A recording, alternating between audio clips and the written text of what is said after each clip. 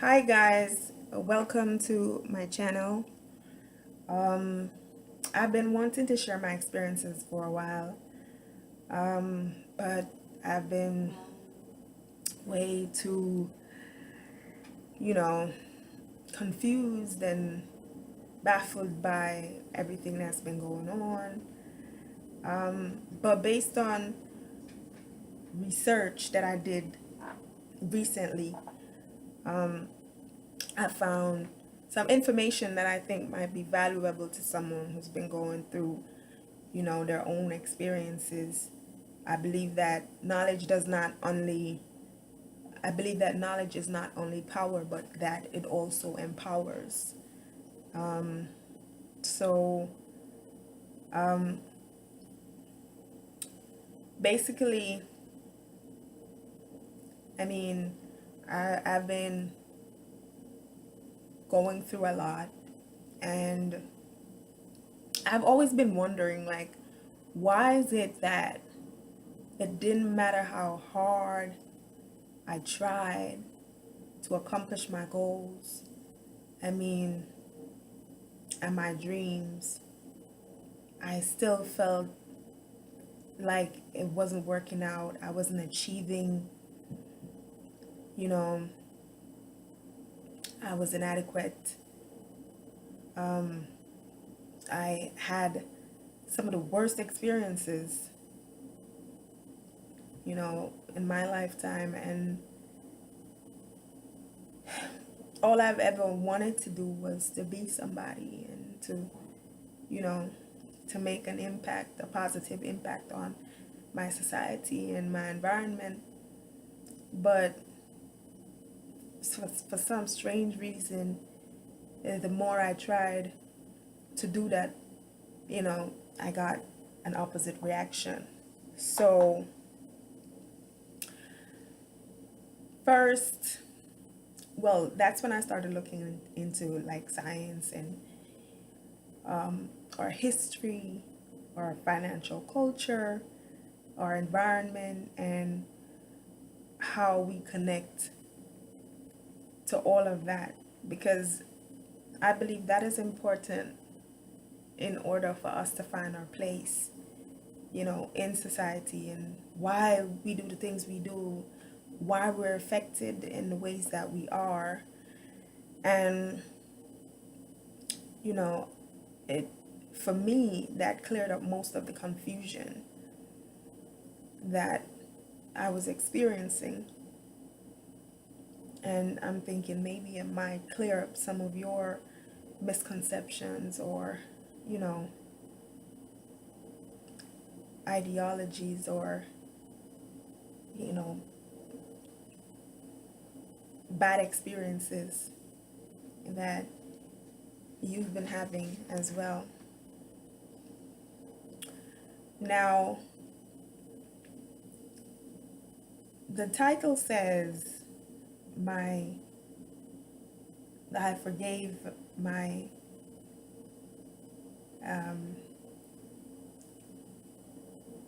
abusive baby father. But I would like to go back into like the history, to find out who we really are, basically, in this time space reality and in this society. And so when I did some research, I found out that, well, 50,000 years ago, we were just Homo sapiens, and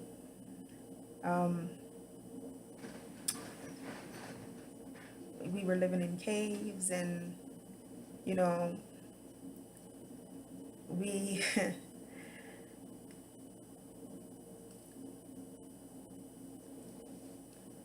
we were basically under attack by lots of external factors that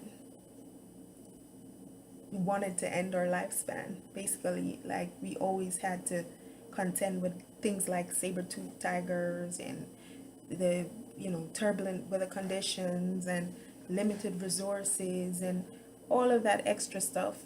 And so we were always in fight or flight mode. And as a result of that, we had to rely on our hindbrains most of the time. That's this part of the brain, because it was intelligently wired for our survival. That's all we really needed to do, anyways, during that period, was to survive, you know? And so, this is the reason why, we were always, in fight or flight. But after a while, we became more social animals, and we started to move together in tribes, and found out that that really worked for us. We started learning more about cooperation, started sharing the same kinds of values, and we realized how moving together really worked out for us, because now we were able to look out for each other. We were able to, defeat the external dangers together. Some of us were able to get some sleep while others watched. And as a result, that made our lives easier. And so we were able to evolve as a species. And then afterward, we started becoming a little bit more intelligent. Our frontal lobe began to develop, and we started learning about decision making, and we started becoming a little bit more innovative, because the frontal lobe is the boss of the brain. But even though we had transitioned from that dangerous period in time, our biological wiring was still basically in fight or flight mode. And when I say that, I mean scientifically, we have like 50 trillion cells.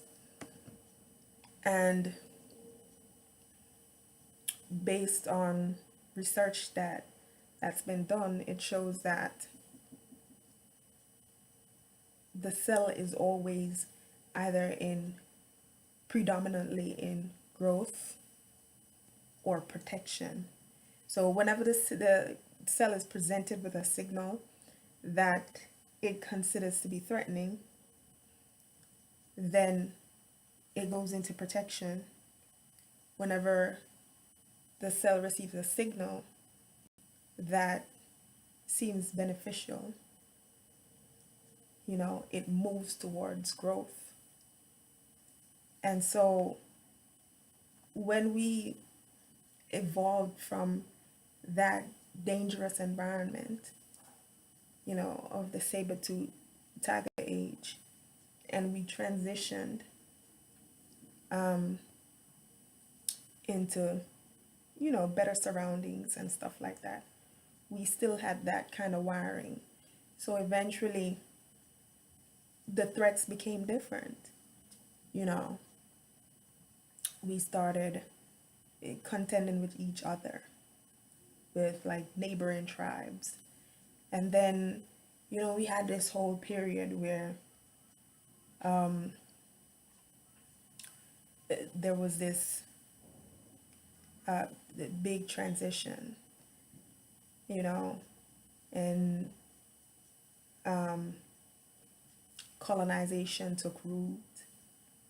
And then, there was land acquisition and all of that extra stuff. And so most of the tribes were blended together and became what we now know as nations and countries and stuff like that. So nations or countries are basically, well, are simply blended groups of tribes, you know, in one geographical location. So, of course, they had to come up with some system of government and new cultures and stuff like that because now we weren't in tiny tribes.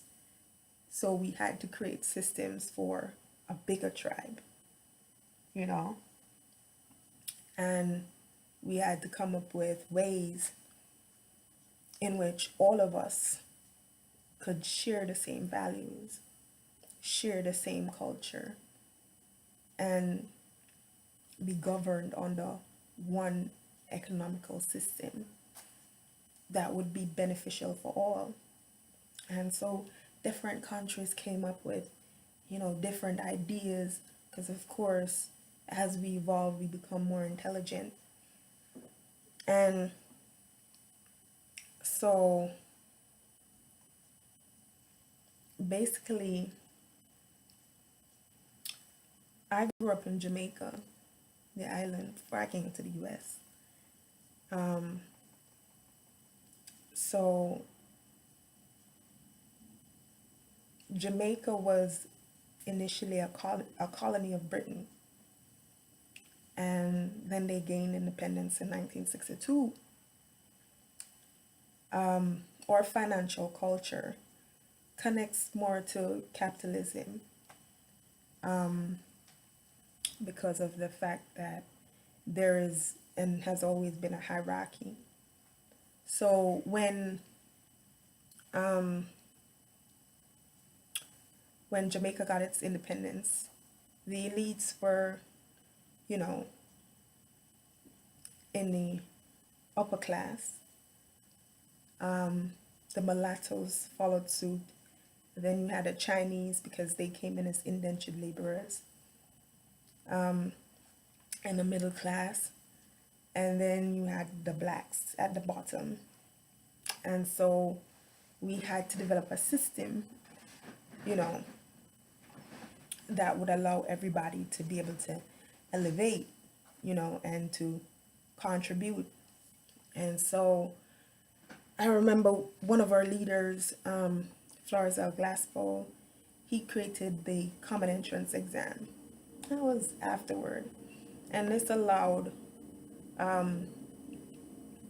people from the lower strata of society to gain entrance into elite high schools.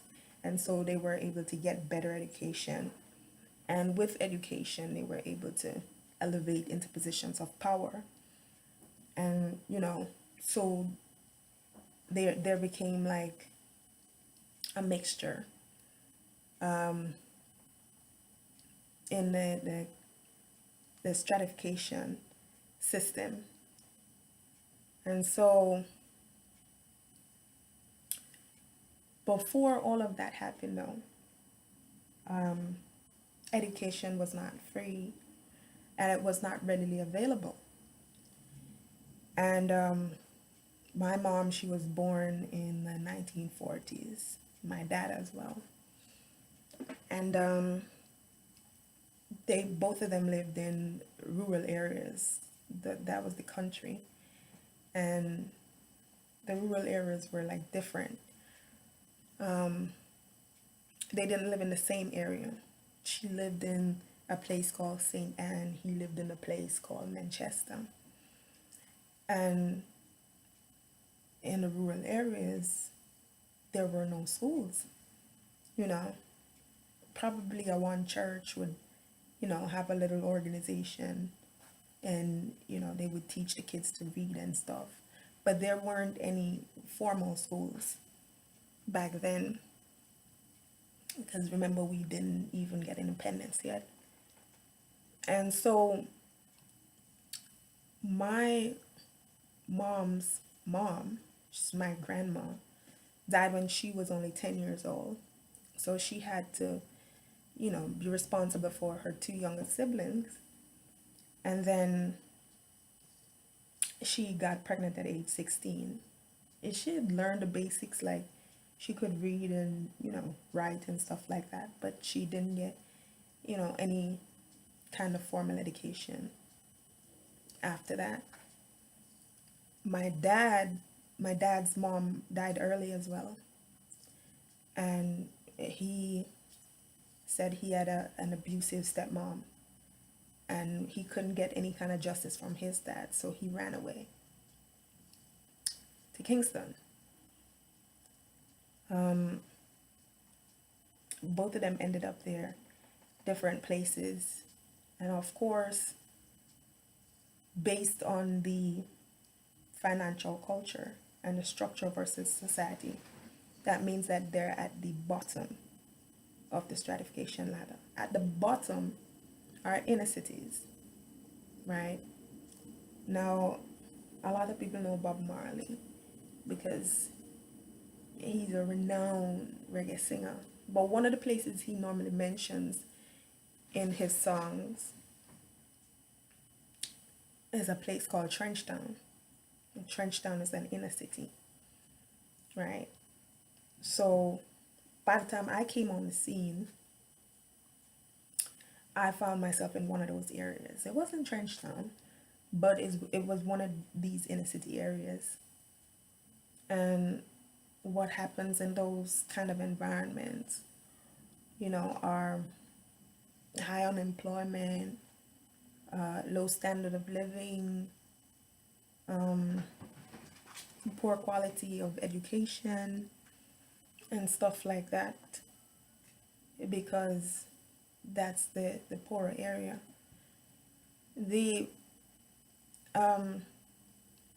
aim of capitalism is to uphold a system of competition and output.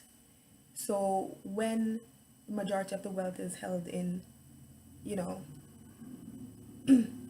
a small amount of hands, then that kind of stimulates more competition between the masses to strive to get to this top position, to be more productive, to pull out all the stops, and by doing that, they can actually, that was my daughter. By doing that, they can actually stimulate more output and economic growth within the society. But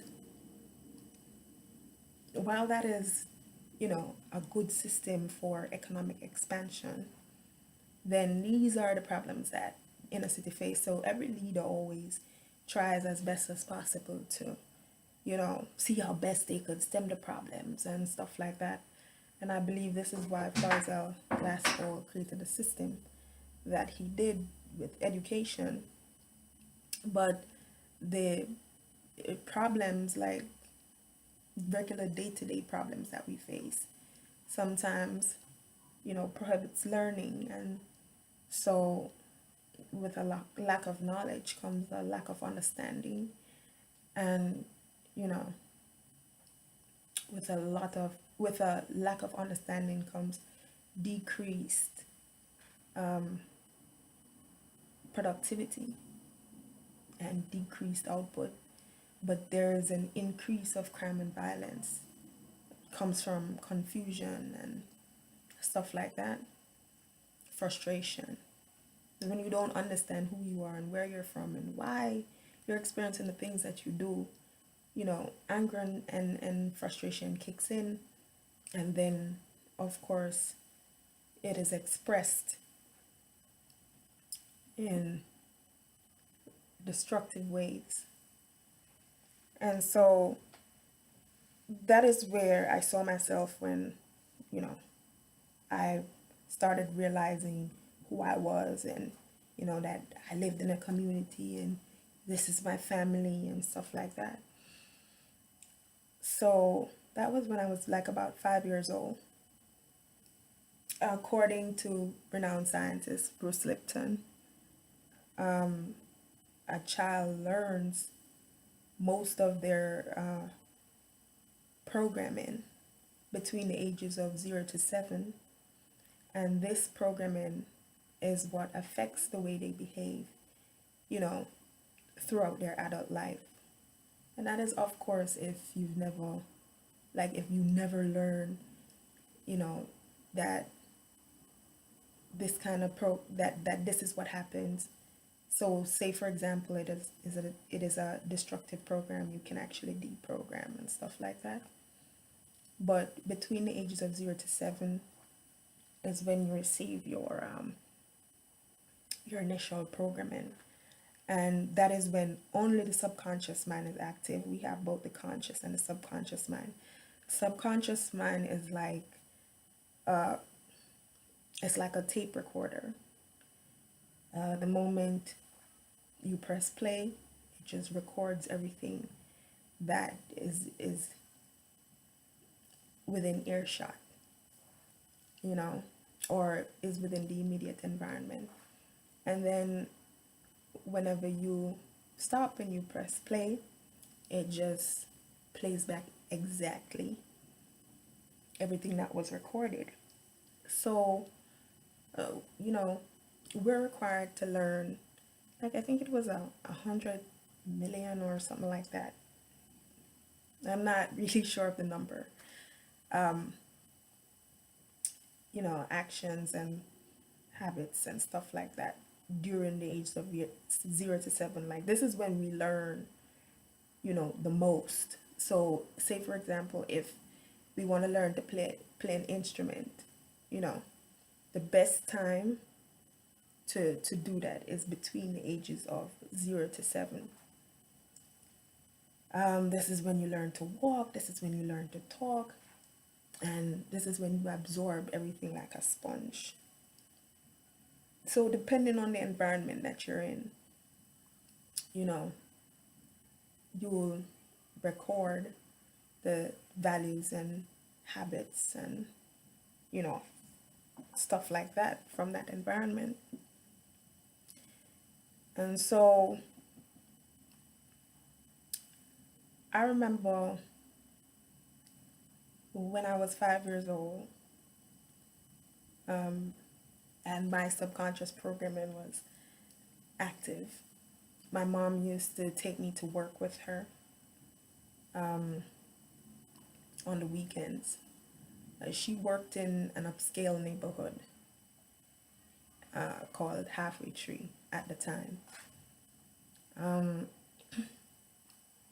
The whites were still predominantly upper classes, upper class members of society.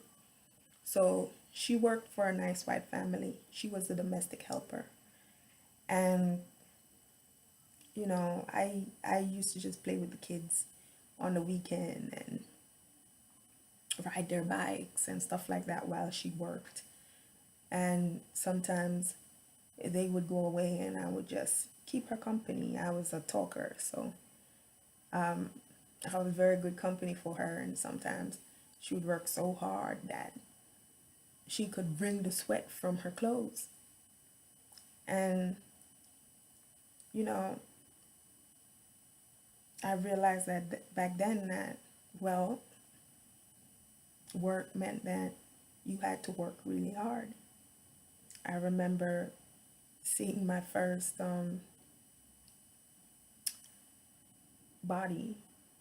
dead body at age 5 as well. It was a very close friend of my older sister, and he was shot and killed. I remember, you know, like a large crowd of people surrounding him. Everybody's face looked really scared, and, you know, including mine. And he was foaming at the mouth, and then eventually he died. We didn't have like lots of cars, so nobody could really drive him out. We had to wait until, you know, a funeral parlor came in, and that was like an hour after, and they took him away. And that was to become like the beginning of many more that I would see, you know, as I grew up. One of the other things I used to see as well was a lot of domestic violence. There was a couple who lived in the same on the same street as I did. They were like one house away from ours. This guy lived in the house. He was like a don or something like that. He was the only one in the community with a big bike. When you're a don, you know, you have big bikes and stuff. They didn't fancy cars back then. And so he had gotten into this relationship with this 14-year-old girl, and he had her move in his house, and she got pregnant and everything like that. And then one day, I think he told her to clean his shoes because he wanted to go on the road. But I'm thinking because she was doing other things, she didn't get to it. Because when he confronted her at the side of the yard, she was actually washing. And then, you know, he proceeded to use the same shoe to start beating her in the head and in the face, you know. And he was shouting how he had told her to clean the shoes, you know, a long time ago, and she avoided doing it and all of this. Of course, he was enraged, so he wasn't saying it like this. And that was, you know, the first of many more beatings to come, you know. But nobody said anything. They still stayed together. That was just how it was back then. And there was this other couple who lived in front of me, and they didn't interact much. As a matter of fact, they had a son and he never came outside, so I would have to talk to him at the gate. But I remember they used to get into altercations as well. And one day I heard, and this was within the same period, 0 to 7. So one day I heard them, you know, I heard like someone was being beaten with a belt. And I thought it was a little boy, but then I heard the lady's voice screaming. And afterward, I heard the man commanding that she get from under the bed. You know, he was telling her to come out of the bed, come from under the bed and stuff like that. So I realized she was really the one getting a beating with the belt. Of course, after that, they didn't break up, you know, they stayed together. They somehow worked it out. And there was this other neighbor. Well, there was no physical altercation with them, but they used to have loud arguments, you know. And sometimes my parents would argue too. This was how we expressed anger, you know. We never sat down and spoke about anything when we were angry. It was always expressed very loudly and coarse, and you know, you had to know that, you know, we were disgruntled. So I remember my own parents had their issues one time. My mom saw my dad in some kind of compromising position with some chick a small way from where we used to live, and she busted him in the head with a stone. He came back, you know, with his head pulsating and, you know, blood leaking from the top of it. But they never broke up. They worked it out. As a matter of fact, my mom and dad got married when I was 5 years old. They had been together long before that, but they got married when I was that age. And they didn't have a lot of physical altercations. I didn't witness anything else, you know. where they were concerned, but they would have their own arguments, loud arguments about all different types of stuff. Um, One of the other things I remembered within that period was that my oldest brother was very good friends with the Don. And of course, the Don's daughter was my friend because she lived just one house from me. So we used to always play together. I would always say good evening, good afternoon, and stuff like that, as we had respect for our elders. And he was very good friends with him as they were neighbors. But of course, he had access to weapons, and so my brother gained access as well, and there were other guys who would sit on the corner with him, and so they were like a gang. And you know eventually they caught some problem with another gang in another part of the community. And of course there was a contest, and one day I came home from school. I think I was in grade 3 at the time, and I was about 7 years old then, because I went to middle school or primary school early. And when I came home, I was in the room up top. Our homes were very small, so I was, in my brother's room or section. And, I just heard a lot of gunshots. At that time, we had a zinc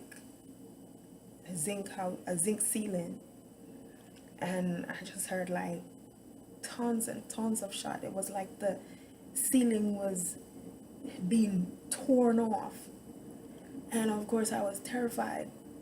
My nephew at the time, he was only a year old, and he started screaming and wailing, and he was moving to go outside because he didn't understand what was going on.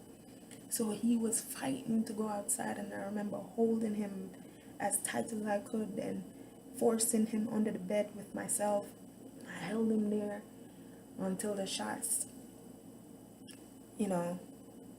until the fire ceased. And then afterwards, I remember my brother running into the house with 2 of his friends, and he was like, I got shot and whatever. And it turned out to be a graze on his back. There were bullet holes in my walls, like in the washroom there was like a bullet hole and stuff like that. And I remember being very terrified of that as well. Now, according to renowned scientist, again, Greg Braden,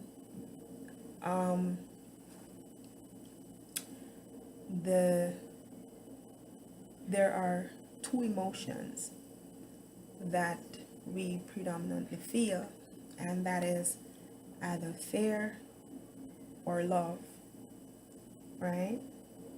So the the brain, interprets what is happening on the outside.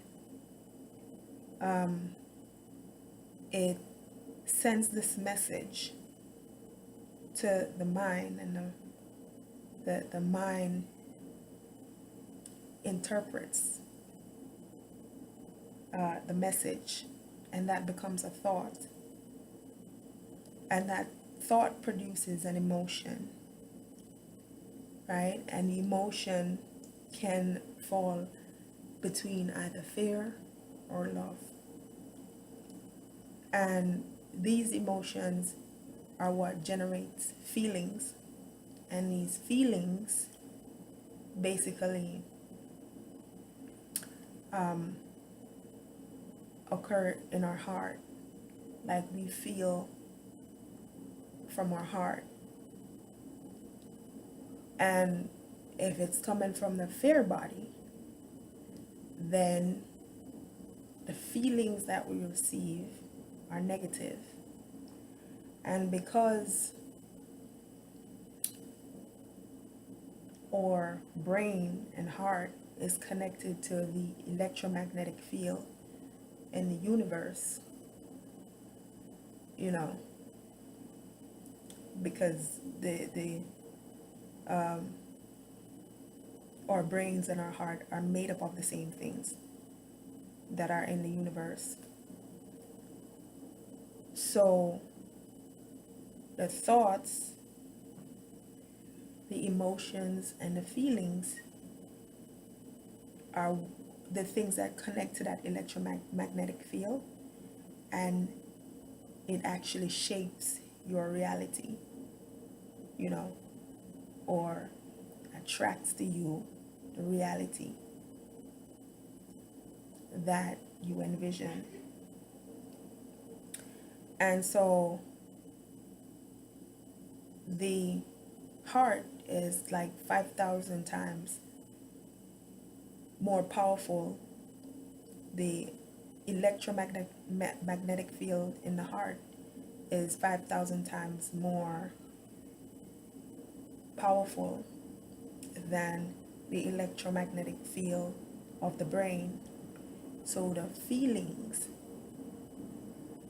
are more important in attracting our circumstances than anything else. And this is why everybody talks about the law of attraction and stuff like that, but this is how it works. So as a child between the ages of 0 to 7, if this is what becomes your subconscious programming, you know, based on your environment and what goes on there and the things you experience and witness, your perception and beliefs of the world are going to be stimulated by, you know, these events and these experiences. And so if you never understand that this is how it works, as you grow, these are the same experiences that become thought, emotions, and feelings. And they're the things that will attract your circumstances, you know, on a continuous basis. So I mentioned the cells earlier, and that they're always, or most times predominantly, either in protection or growth. If they're stimulated, if the signal they receive comes from the fear body, you know, or comes from the hindbrain where the amygdala is, then what it does is when the signal goes to the hypothalamus in the brain, it squeezes the blood from the viscera. The viscera is where all your organs are, like your heart, your pancreas, your liver, and stuff like that. And it sends that blood to the arms and legs because that's what you need to fight or flight, you know. And this state, you know, can become chronic. Normally, like whenever you get in that state, the body would, you know, return back to its normal state after a while. But if this is your constant reality, then you would find that you're hyper alert most of the time. And so in these kinds of environment, it would be like early times, like when we were Homo sapiens. We were always on the alert, looking out for danger, because it feels like danger is always lurking. There's always some kind of argument. There's always some kind of war going on.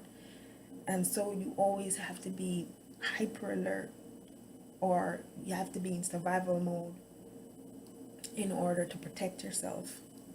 And because of financial depression and the lacking of resources, then, you know, we always have to be trying as best as possible to, you know, find food. You know, some people are able to find jobs. Most people are not. The jobs that are available are menial jobs, rather, because with a poor quality education, you know, you barely have the knowledge you need to, you know, to earn, to navigate your way, you know, into higher earning, so that you can improve your status and you can get the jobs that require a higher level of education. And so this is why you have criminal activities, because of course you see that it's possible, you know, to own certain things based on the things you see on TV, or the people that, you know, you see in the upper ranks, like in the upper classes, and how they live. You know that there are different areas that look way better than your community. You see the cars on the road, you know, and stuff like that. So in order for some inner city youths to get those same kind of privileges, they engage in criminal activities. And one of the other things we use as well is music. Music started in the inner city, and so there are a lot of artists in Jamaica, lots and lots of artists. Only a few make it, but there are lots of artists, because that is seen as a route to transcend one's status, you know, from deprivation and low standard of living into, you know, higher ranks, or in order for them to get a higher status in society, and experience the best things in life. And so a lot of people try to do that as well. But because it's so difficult, then crime becomes the dominant route. So this is what I grew up seeing. As it relates to my child's father, he spent his 0 to 7 years within this environment, his 0 to 6 years within this environment. When he was 6 years old, his dad took him to America. They had green cards and stuff like that. So he took him to America, and they lived here until he was like about 24. So he saw most of the things that I saw, because they also grew up in an inner city community, and all inner city communities, you know, with this kind of financial culture, experience the same problems. They rarely change, you know. because there are major issues, and there are lots of different tribes that are actually involved. And so, laws and regulations are not the easiest to decide on. So it generally, stays the same. The problem stays the same. I lived in my community for, a long time before I moved, until I came into adulthood, and it never changed. The problems were constant, you know, and even became a little bit worse. So these things, they don't change. So it was the same thing that he basically experienced. When he came to America, though, they also had a structure of capitalism. The top 20% of Americans earn like 8 times more than the bottom 20. And so at the bottom of the bottom 20, you have inner cities, you know. And so his dad and his stepmom were Jamaicans as well, with green cards here. And as immigrants, you know, they moved into an area that was financially depressed as well. And they had their own struggles. He remembered getting popped. His dad was very strict. Popped in America means he would get beatings just the same, because his dad was very strict and they were rude kids. That's one of the things I experienced as well as a child, were beatings. That's, or corporal punishment, you know. And that's how we knew that we were doing something wrong. You know, you would get a beating for being disobedient, or, you know, doing something out of the ordinary, or being disrespectful or whatever. So, basically, that's how we dealt with anger. And of course, that evoked fear and negative kinds of feelings in the heart. And so he remembered that, but his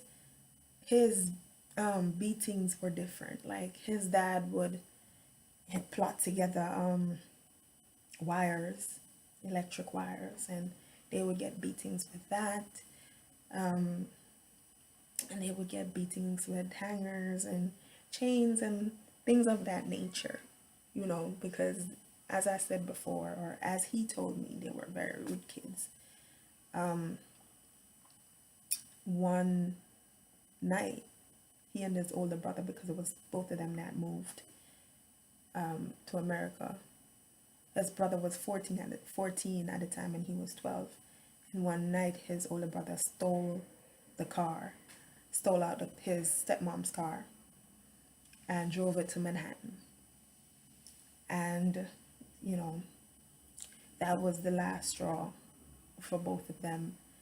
The dad decided that he was going to kick the brother out of the house. Now, my child's father, because he said both of them came up together. He didn't feel like it was right for his brother to leave alone. So he packed up his stuff too, and he decided that he was going to leave with his brother. And of course, his father didn't stop him. Both of them left. And he didn't really look for them after that, because I believe in his mind, he was thinking that they would probably be back, He was not going to hunt them down. And, Jamaican men are a little bit tough. So if your sons leave, you don't go chasing after them. You allow them to come back if they choose. And if they believe that they're grown enough, then, you allow them to go face the world. And so I met him before he died, the father. And he turned out to be, a nice man. He had morphed into, a completely different person after a while. But my child's father, he was on the honor roll before all of this happened. But when he went on the streets, it was a whole different life. They were bouncing from friends to friends, and eventually ended up on the streets. And that's where they realized that, oh, you could hustle and make money. Like, you could actually sell drugs and stuff like that and make money. So they started to dabble in a little bit of this and a little bit of that. And eventually, they got this little AC installation job, but it wasn't paying enough. And so they started doing their little hustling, and that brought in enough money for them to rent an apartment. And so they had an adult rent an apartment for both of them, and they both moved in and started paying the rent from the hustle that they did. So the plan that they made as little boys was that my child's father was gonna go out and hustle, and this was his plan or suggestion to his brother. He was like, he's gonna stay on the streets and hustle because apparently he felt he was better at it, and he would use the money to send his brother through school, and after his brother finished school, he would get a good job and send him back to school. Now, of course, while on the streets and hustling and stuff like that, you're getting lots of fights and whatever. So after age 7, this became his lifestyle, right? So he experienced the same things that I did. He developed the same kind of fear-based perception of the world. The world's a dangerous place. And then he started to develop habits of hustling and, fighting and stuff like that. Because after age 7, then you start developing habits, So it's like probably riding a bicycle. You first observe, and then you get on the bicycle and you start practicing. And so eventually he went out and he started doing his hustling. And, eventually you're going to get in problems with the law, because that is considered to be something that's illegal, and so the police were on them. And he ended up in juvenile detention and all of this, and he started getting into constant trouble. He was trying to balance school and hustle at the same time, but of course it wasn't working out for him, because he was getting into so much trouble. So I remember him saying to me that after he left juvenile detention, he was worse, because it's a lot of the same people with the same perception and the same kinds of upbringing and the same kinds of beliefs that are held in one facility. And so of course in those kind of facilities there are lots of fights and conquests and stuff like that. And so he said he got into lots of fights, and when he came out, he was all the worst. And of course he was going to go right back on the corner, because that's what he knew. That was his means of survival. And so that's what he did. Eventually he got into trouble when he was like 18, so they were able to send him to an adult correctional facility. And he spent 5 years there, of course, fighting and all of that extra stuff again. And then he was deported. Apparently, the charge on which he got deported, he claimed that he was at one of his friend's house, and they wanted something to drink or to eat, so they decided to go to the store, and he took up his friend's jacket to leave. And it so happened that the cops were outside, and they rushed down on them and started searching. They found cocaine in the friend's pocket. But how that worked is that, you don't snitch on your friend.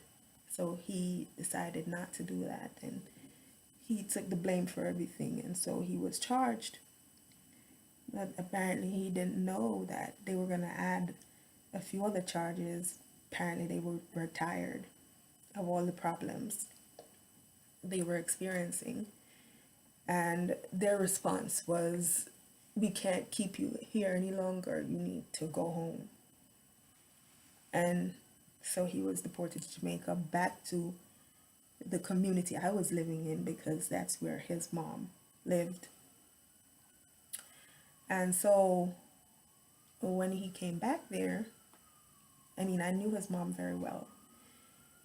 When he came back there, you know, my sister introduced me to him and stuff like that. And I was really looking for a relationship, but even though I wasn't told like the whole story until way afterwards,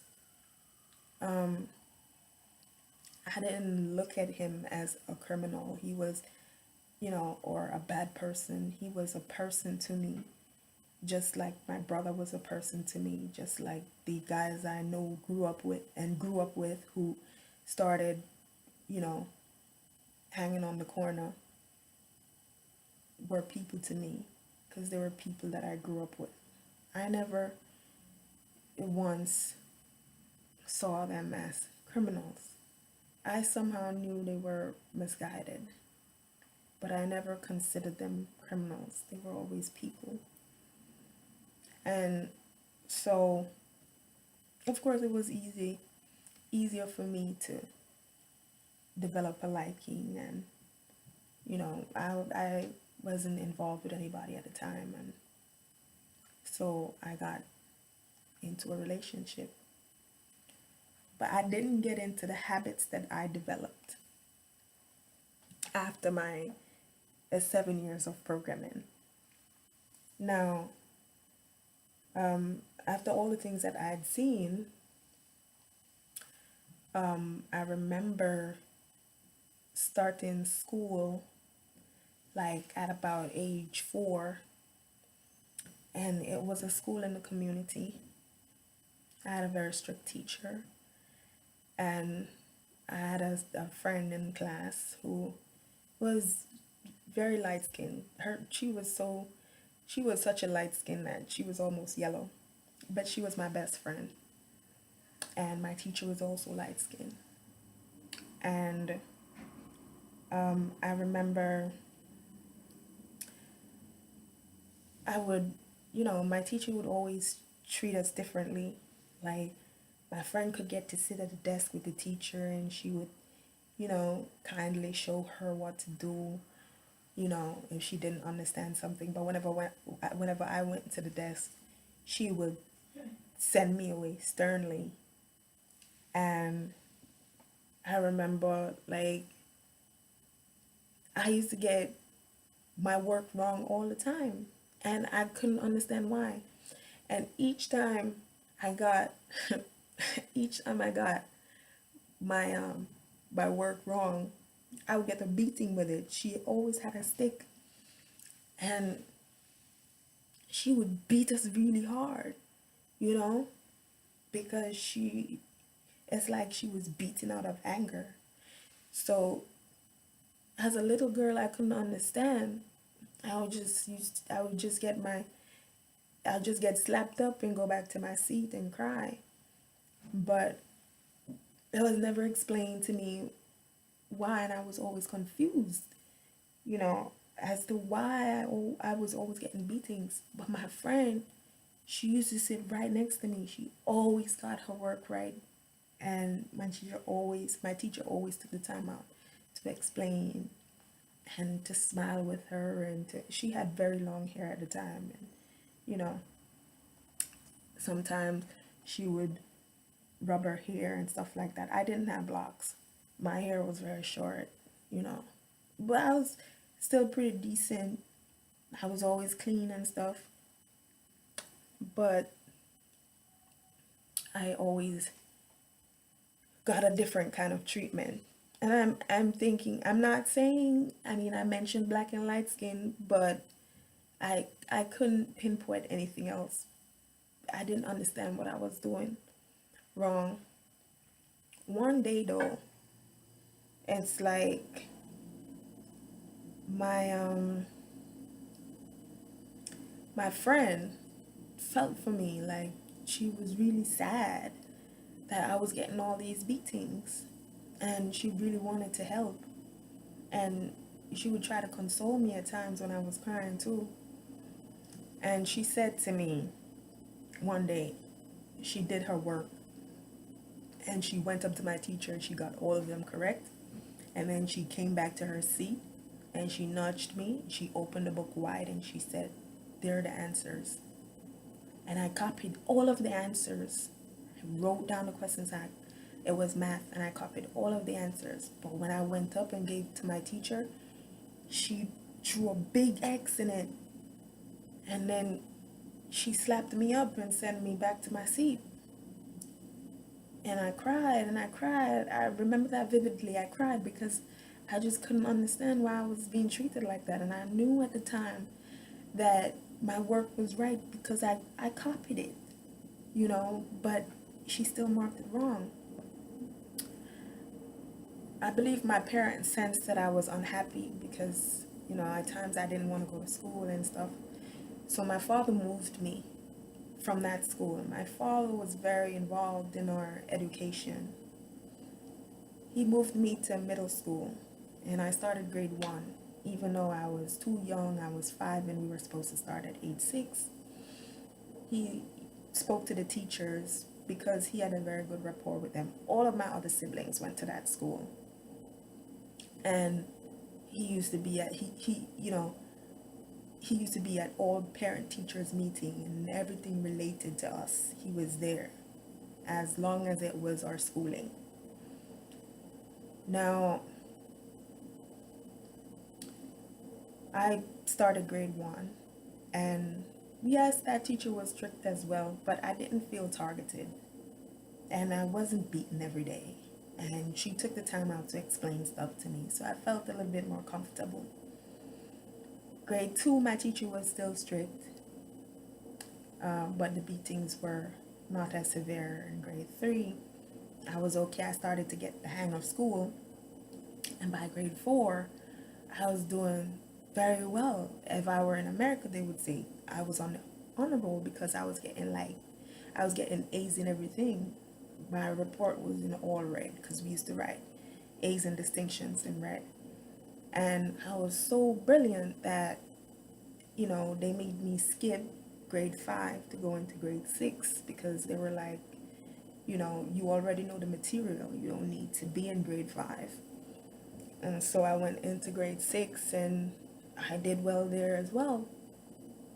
And I got a sponsor from Grace. His name was Sam Richards. I love him so much. He was the manager of Sam Parks Cash and Carry. And he used to sell Grace products. And so my vice principal gave me a letter and my report and told me to take it to him because she knew we were having financial challenges and she felt that I had a lot of potential. So she gave me that letter to take to Mr. Richards. to ask if he could be my sponsor. And so he asked me to get my parents and stuff like that. And Daddy went in, he was very happy, and he decided to, build a relationship with Mr. Richards. And I had passed my common entrance for a school outside of my community and outside of the inner city, which was very good. It was a fairly prominent school. And I I went there, and Mr. Richards used to buy my books every year. I could always rely on him, and that was really a great burden that was lifted off our shoulders, because we already had tuition, and books were expensive, textbooks were expensive.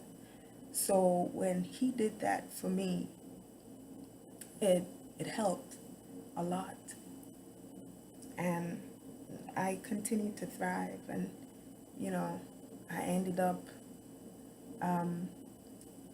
passing my CXC subjects. In America, that would be equivalent to GEDs or a high school diploma. And so I moved on to my advanced level subjects that in America would be considered to be SATs, because those were pre-university courses.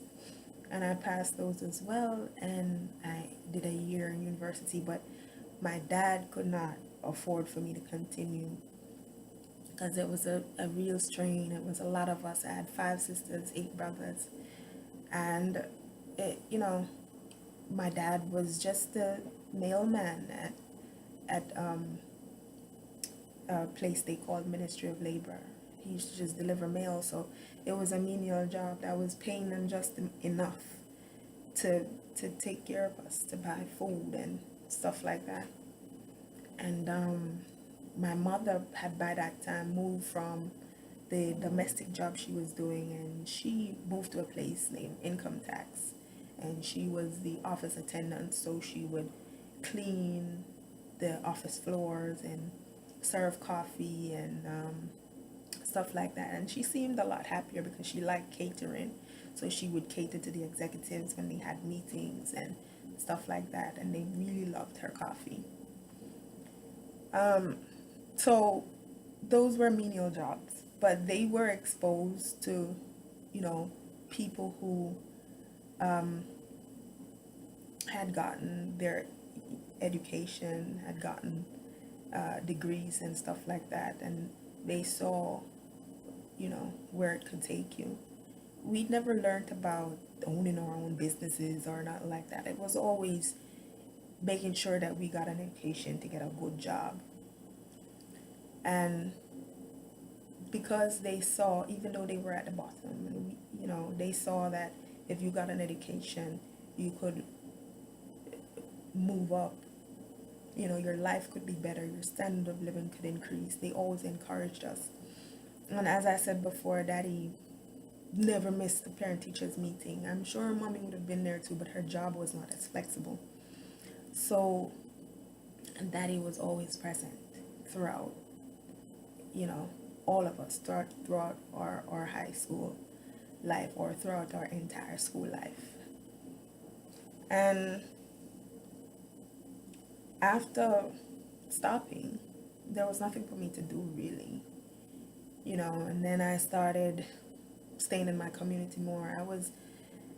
While in school, I was always busy. Always busy. I always had activities. So I wasn't spending a lot of time in my community. And soon, primary socialization took precedence. Like, it disrupted my early socialization, and I was exposed to other things. I saw the people and stuff like that. But when I couldn't go anymore to the university, I wasn't getting it either. I mean, I was alone on campus. I didn't have any guidance, and I was struggling. Sometimes I couldn't eat lunch and all of this extra stuff. When I stopped, I came back to my community and I didn't have nothing to do. I filled out some applications. I didn't get any jobs at the time because I was still really young, and um, that's when I started to basically understand my community a little bit better, you know, and to observe the changes and to hang out. Then eventually I wanted to do law, so I applied to a university. Well, I went to England and applied to a university there, but of course there was a tuition that I couldn't afford, and I didn't have anyone to, I didn't have any kind of sponsor or anything like that. And so I had to come back home because I was on a visiting visa. So I was back home not doing nothing for a while, and then I started working at Digicel. And, you know, I got a job at the head office. It was a very good job, paid very well. But I didn't manage to start going back to school because when I went in, you know, I went in a position that, you know, wasn't paying as much as the people on staff, and it took a while for me to get on staff, to start getting paid like the staff did. And so when I came home, I had nothing to do, but his job was easy. You know, I was customer service. When I came home, I had nothing to do but to chill with my siblings. My siblings went to different schools. They went to high schools well, my sister went to a high school in the city area. My older brother, he went to, you know, one of the prominent schools, but he didn't get to graduate. And he did get some subjects, but he didn't get to graduate. And he didn't get enough to go to do his pre-university courses. So he had to go get a job. My other sister, though, she went to a school in an inner city area. And so the quality of the education was not that good. And, you know, there were a lot of kids from that kind of environment. There was a lot of anger, of course, because this is what we grew up seeing. And so there were lots of fights, and people didn't perform very well. And my sister ended up getting kicked out of school, and then she was the closest to me because I followed her. And then, you know, she ended up getting pregnant at 16, and, you know, she went back to a hairdressing school and stuff like that. But it didn't really work out the way she wanted it to. But she always aspired to do better. She always wanted to.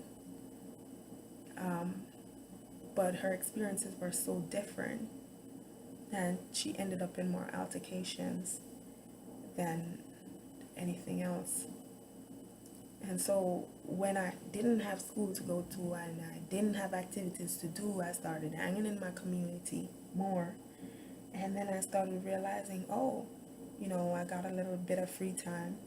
This is what it was like. This is what they do on a daily basis. I started making friends and, you know, started adapting. And this was when I met my child's father. And, you know, my dad at the time was a bit worried because he was like, he ain't never seen me dating nobody and what was going on and whatever. So I felt like, well, you know, what the heck? My sister was like, it's okay. I mean, why not? Date somebody. What you waiting for?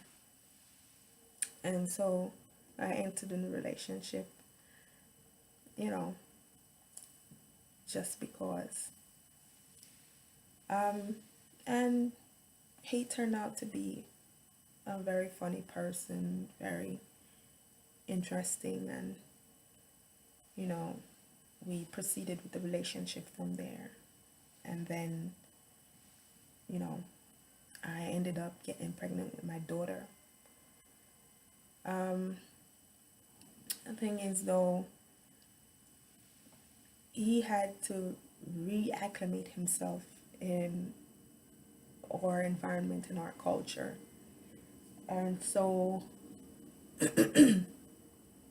he had to, you know, he didn't bring any of his school paperwork or certification from America because he couldn't find any of them. I think he had gotten his GEDs, but all his paperwork were misplaced, so he didn't have any record. And so it was difficult for him to get like a regular job. And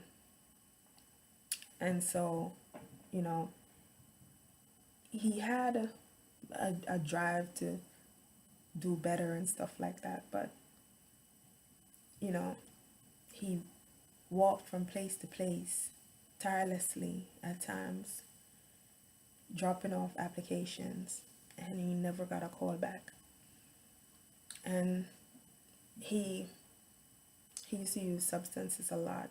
And I guess that, most inner city youths, they use lots of substances because there are hormones in our bodies that needs to be fed. And when those hormones, like when you go through a lot of stress and, struggle, those hormones don't work very well, like your dopamine, your serotonin level, and, your oxytocin and all of those things, the feel-good hormones, they don't work very well.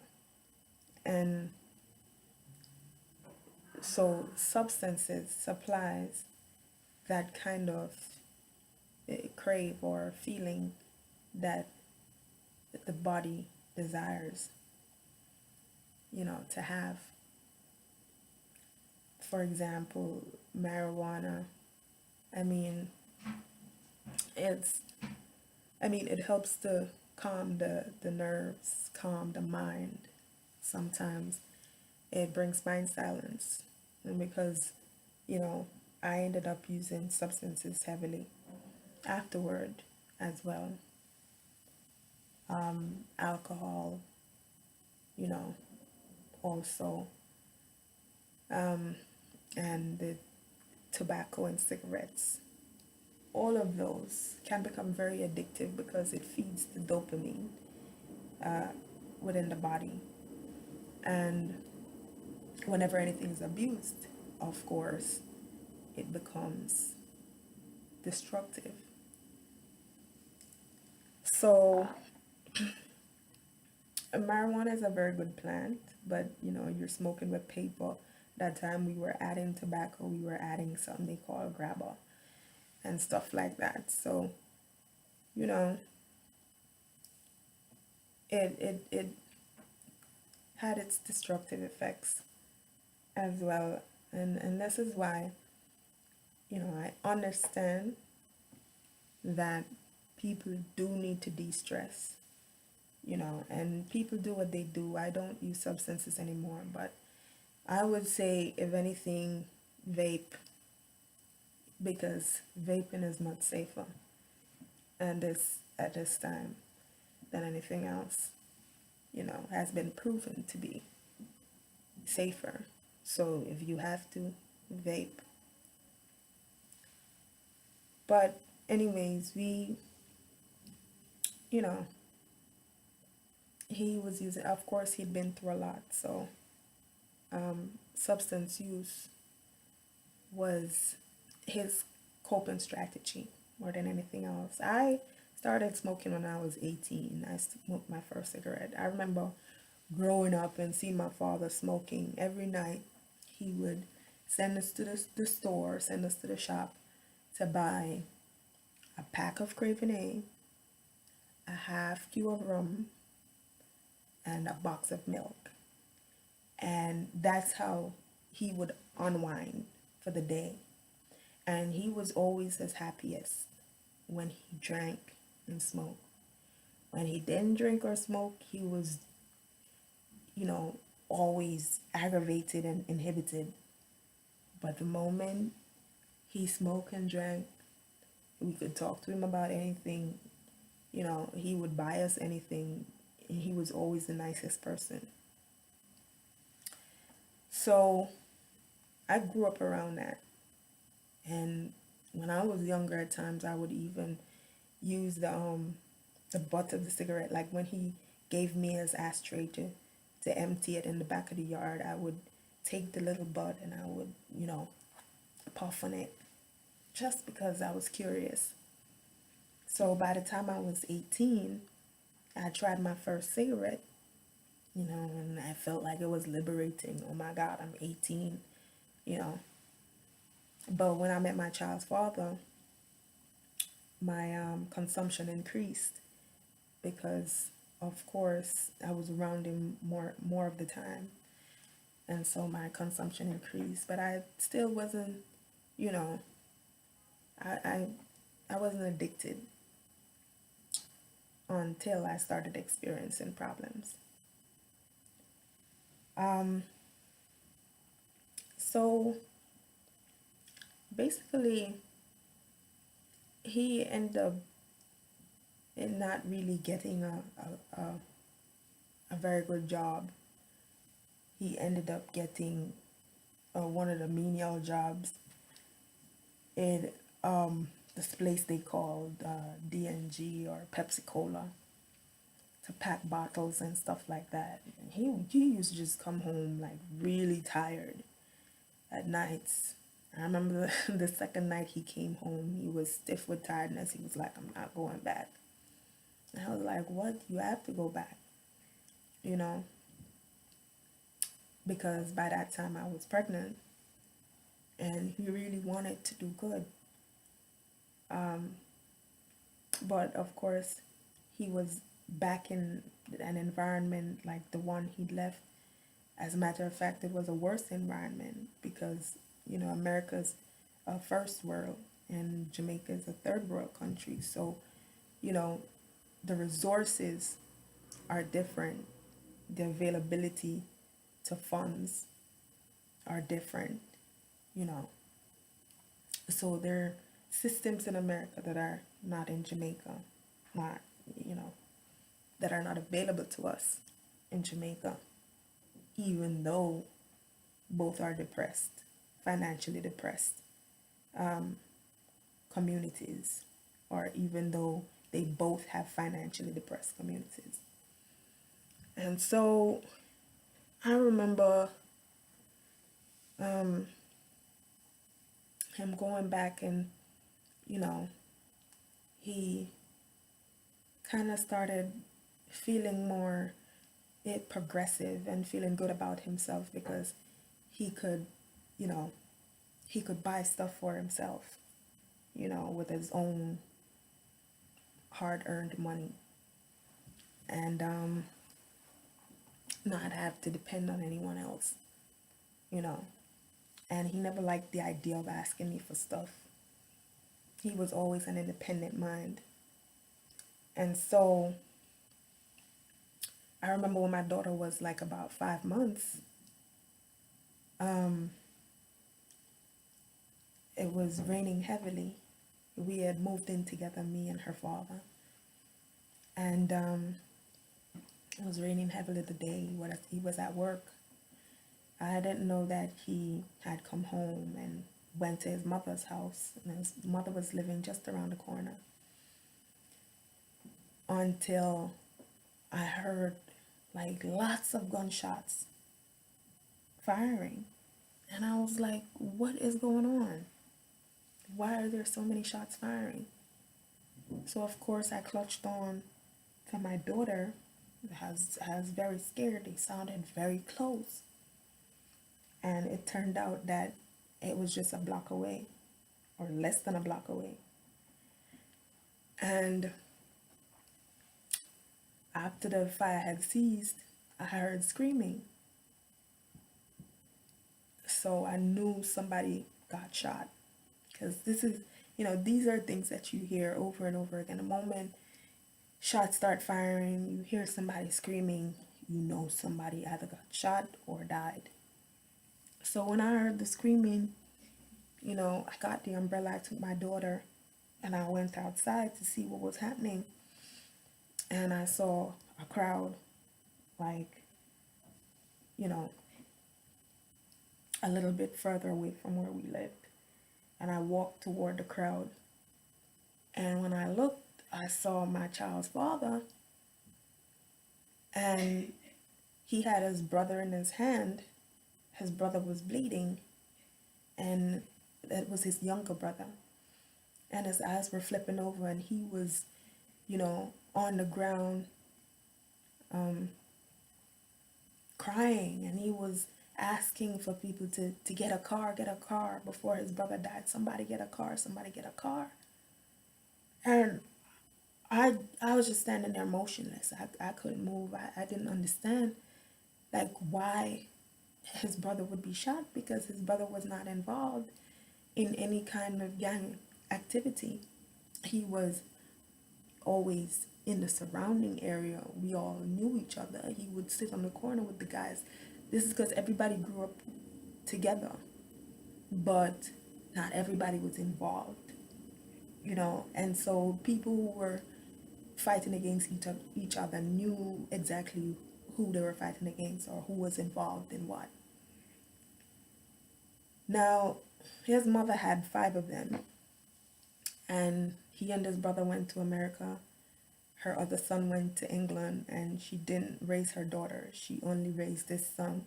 So she was really attached to him. Like, she poured all her heart and soul into him. And she was very heartbroken. She was crying as well. She couldn't even come to look. When they told her that it was him that had gotten shot, she froze. She couldn't look. They eventually got the car, and my child's father lifted him up and brought him in the car, and before he died, he told my child's father who had killed him. Now, that was devastating for all of us, especially my child's father. What had happened is that there was another guy who was involved in a gang. Before he went to England, he got deported and started a bar, and he had 2 sons at this point. He wasn't really trying to get into nothing like any kind of war or anything like that. But the guys he was feuding with before he left came back, and it so happened that my child's father's brother had left the house before the rain had stopped to go to the shop to buy something to eat. And before he was able to leave the shop, because the rain was falling, he was holding out a little bit for the rain to kind of hold up.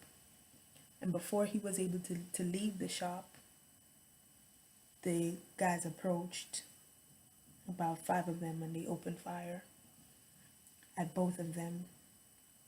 And so the brother ran and, went behind somebody's house, but their door was closed. He was knocking on the door. Nobody was opening because everybody was afraid. And the guys went around there and they started shooting. They gave him 8 shots. And then the other guy had ran toward the station, the police station, because there was a police station right across from where the shooting occurred. And he was running toward the police station, and they just kept on shooting and shooting, and the shots were connecting. So by the time he got to the police station, he just fell. By the time they picked him up and took him to the hospital, he was dead. So both of them died that day.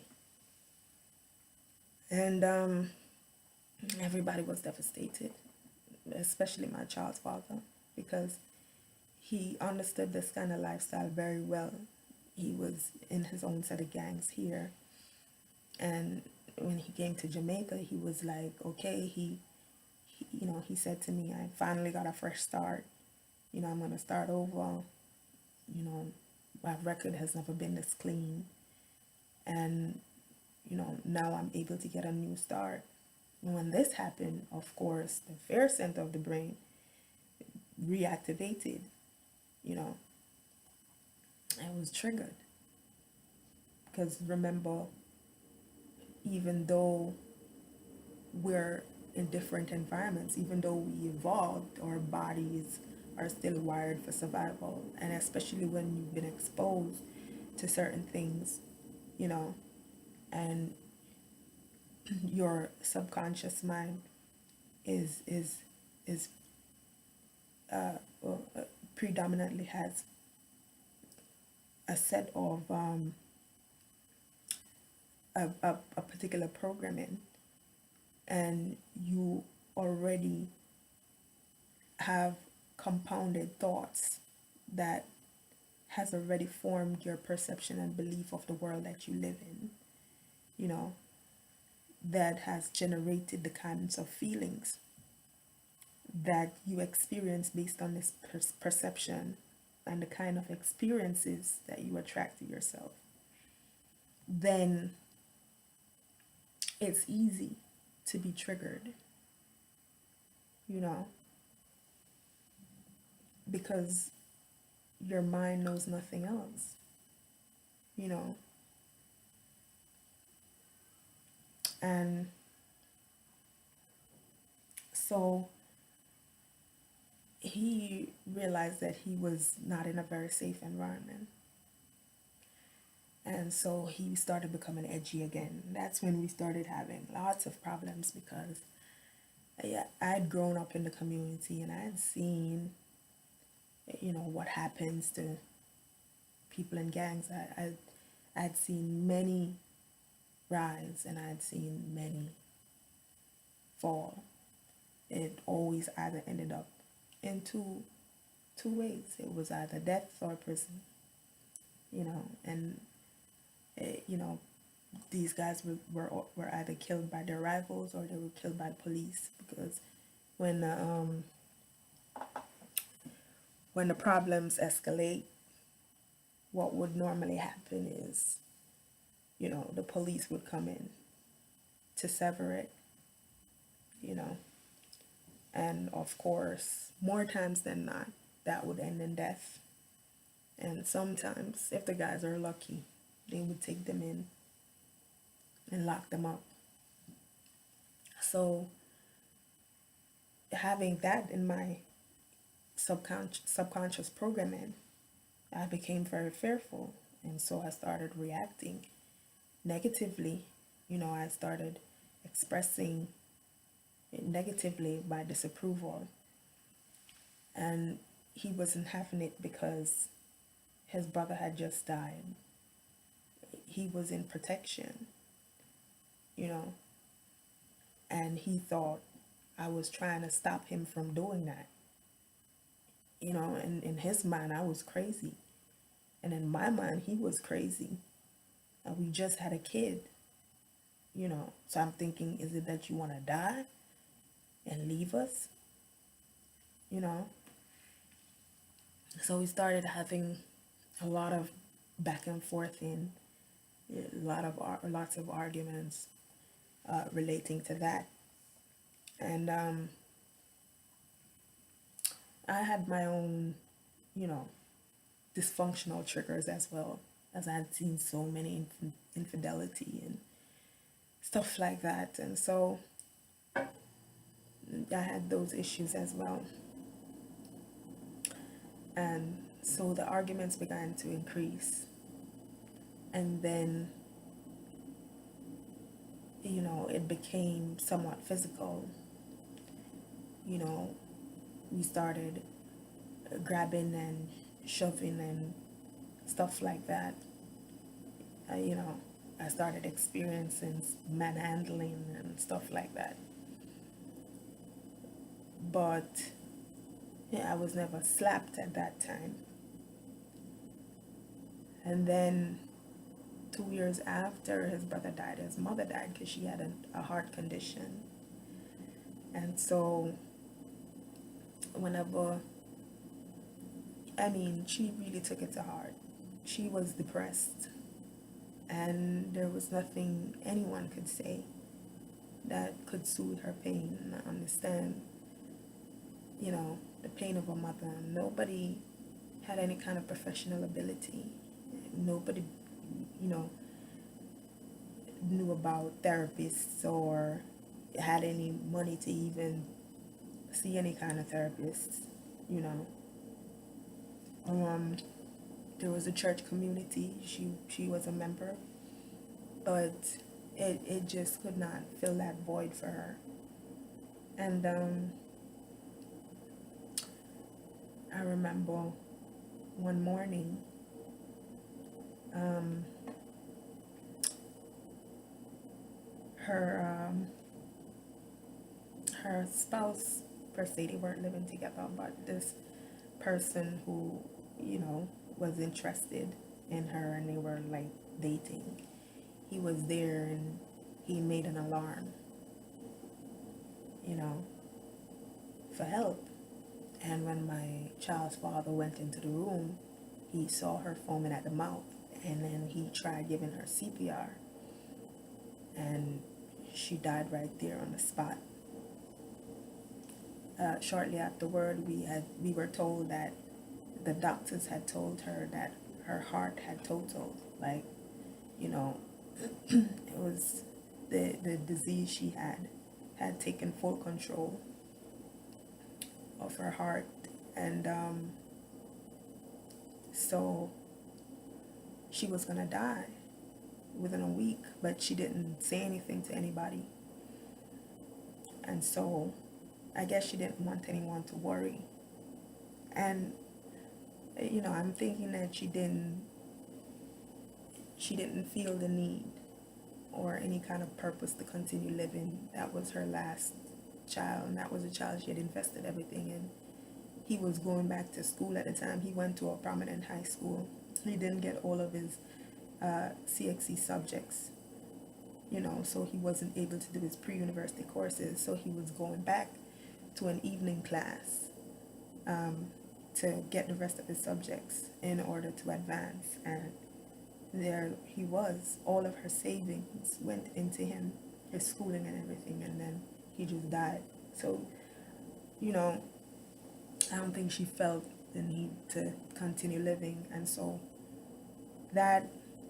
those kinds of emotions led to the feelings that corroded her heart. Of course, she had a heart problem. We feel most in our heart. So if those are the feelings that become predominant,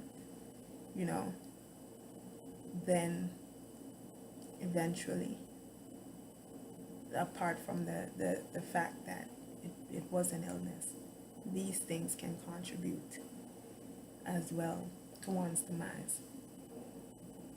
And so my child's father was distraught at this time. I mean, he wasn't very good at expressing his emotions, and it always,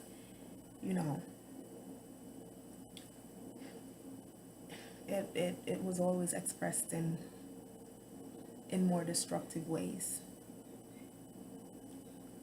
than it should.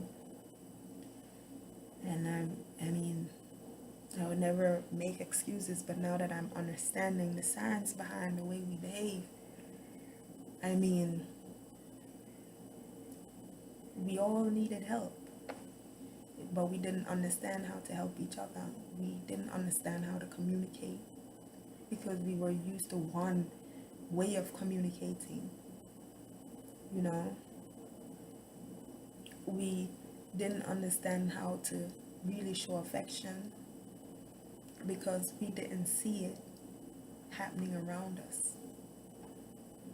So when we got into relationships, we just replicated the things we saw in our environment and in our homes. I mean, we never saw anybody holding hands or, speaking calmly or nicely when they were upset,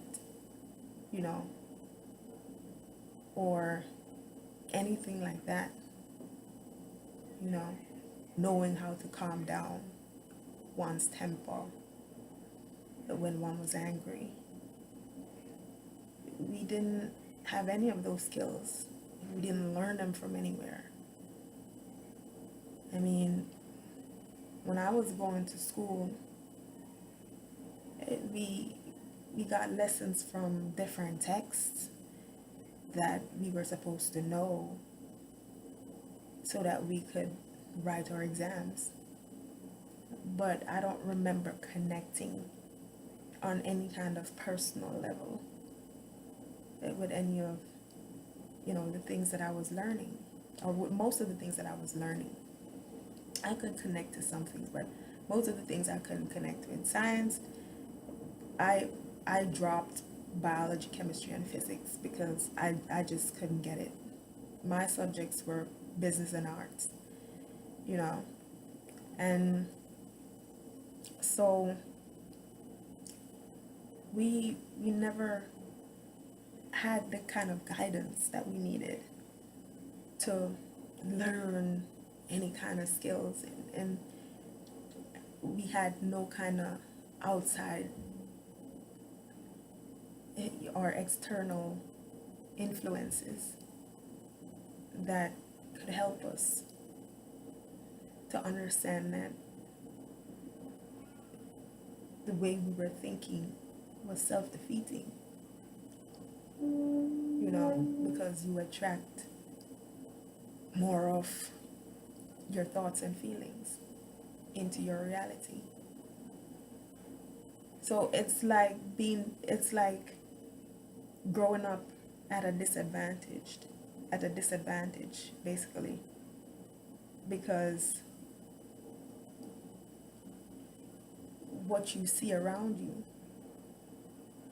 subconsciously becomes who you are,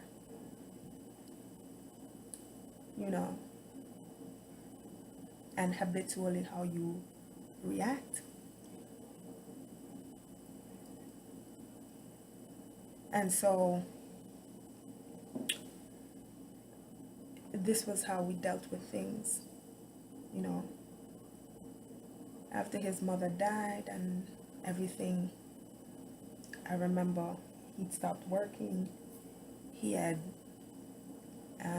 was doing his little DVD hustling, like he would hustle DVDs in Halfway Tree, and he would make sales and stuff like that, but then he would always be chased around by the cops because it was illegal to sell DVDs there.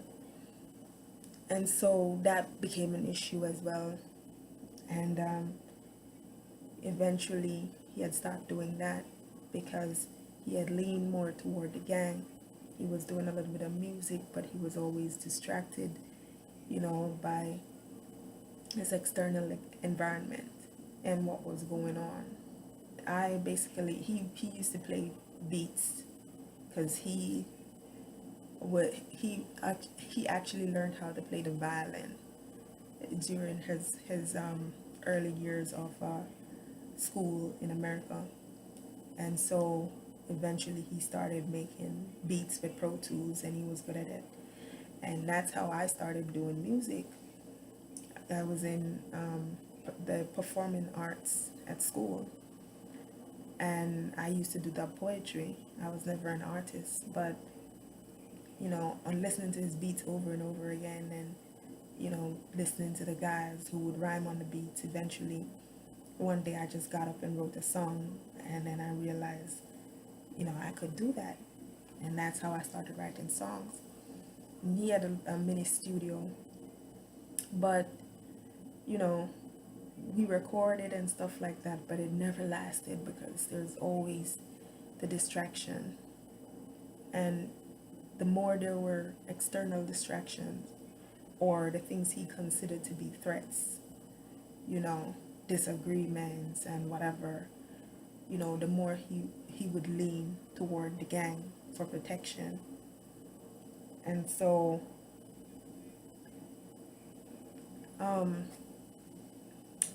eventually everything suffered, or started suffering, our relationship, and his hustle, his music, and everything. Eventually, he became the gang leader.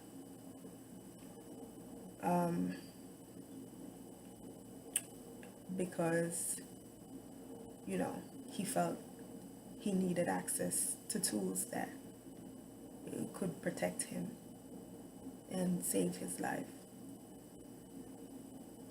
And of course, when your amygdala is at peak, that's the fear center of the brain, then you become paranoid, you know? And so our arguments escalated and it became physical, and, you know, disrespect was also a threat to both of us. We each didn't understand how to communicate with each other. We thought we knew what we were doing because that's what we had seen around us. But, you know, it was very rare that we even saw people holding hands or hugging, you know. Most of the public displays that you saw were loud, altercations, disagreements. And we just figured that it's a couple, and that's how it is. Like, people argue and fight all the time. You never get involved because they get back together. And so the relationship became increasingly abusive because I was against, you know, him being out. I was so scared, but I didn't know how to communicate that fear and love. So I communicated that fear in anger. And, you know, anger attracts the same. Like, every emotion attracts the same emotion. And so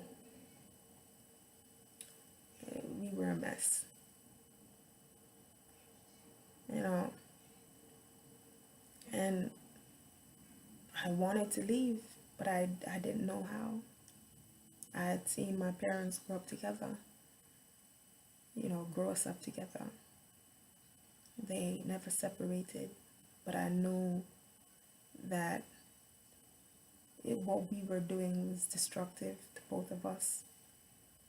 We both looked different. We were both, you know, using substances heavily because we were both stressed out. And I had lost my job eventually. So, you know, there were financial issues as well. And that's never a good thing to have in any kind of relationship, especially when you don't understand anything about anything. So all of this anger and this frustration is just transferred at each other, you know, on a domestic level, you know, within the households, and then externally with rivaling members of the community, and with neighbors, you know, that you have disagreements with. And it's just that whole environment of frustration and anger and depression and poverty and lack, you know. And then we have kids, and the kids get the same subconscious programming, so it becomes a cycle, and we never understand how to free ourselves of that kind of destructive cycle. And so our communities never change, you know. And we get angry at our leaders because we think that the power is in their hands to change everything. But recently, I mean, I'm sure there are things that can be done. But recently, you know, I started figuring out that the power actually lies within us. And if we understand this programming, this subconscious programming, become aware of it, and then, you know, we start to intentionally disrupt this kind of programming with different messages, then we can change. And for us, oh my God, I will tell you that is super difficult, you know, because, well, especially when this is all you've known. And this is why they speak about positive affirmations, because the subconscious mind learns through repetition. It's like a machine. It learns through repetition and habit.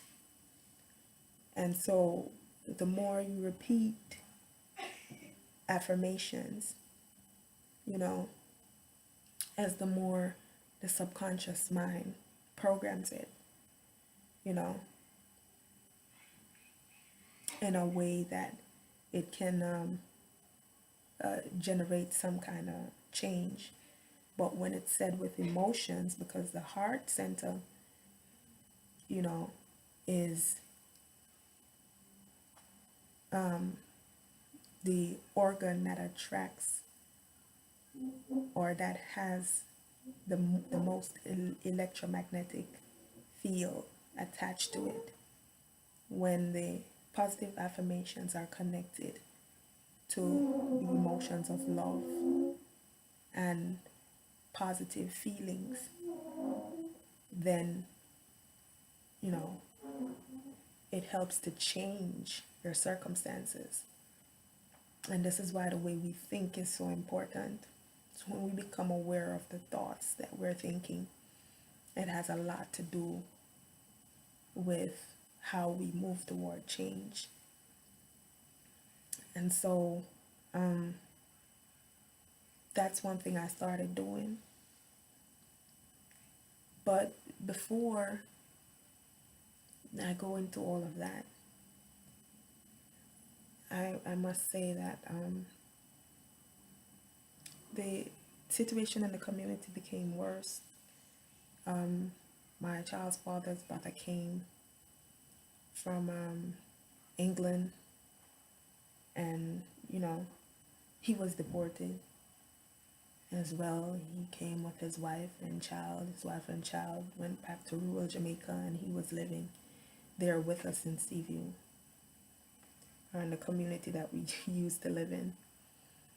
And then, you know, my child's father was a full-fledged gang member at this time, you know. And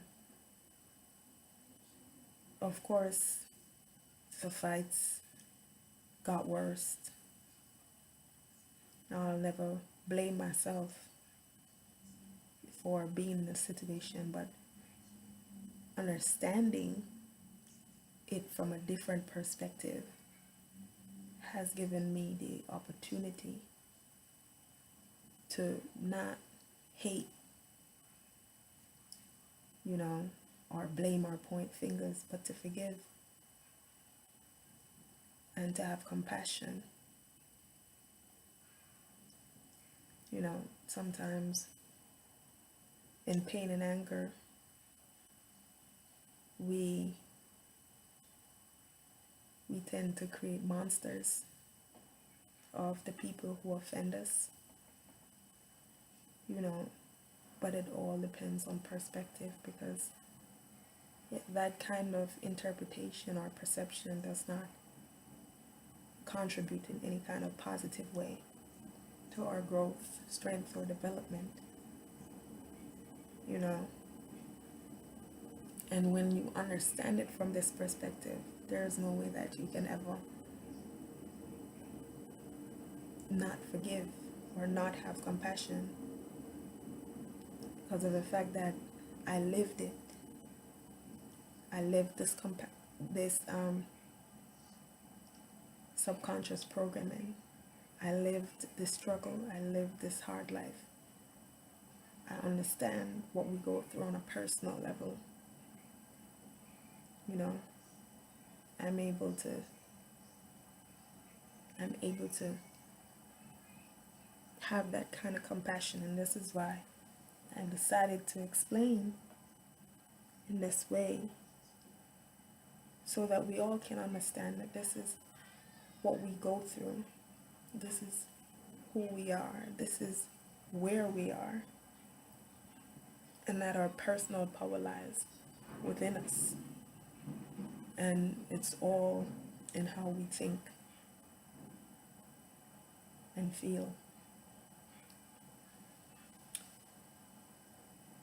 Anyways, eventually what had happened was his brother was killed as well. You know, they had a feud with another section of the community. And it took nothing to start wars. Nothing. Wars could be started by the snap of a finger. This was how on edge everybody was. You know,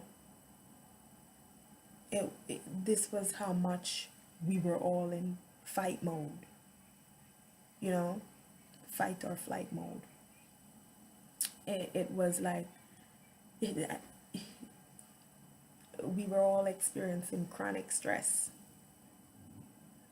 you know, brought on by this kind of living.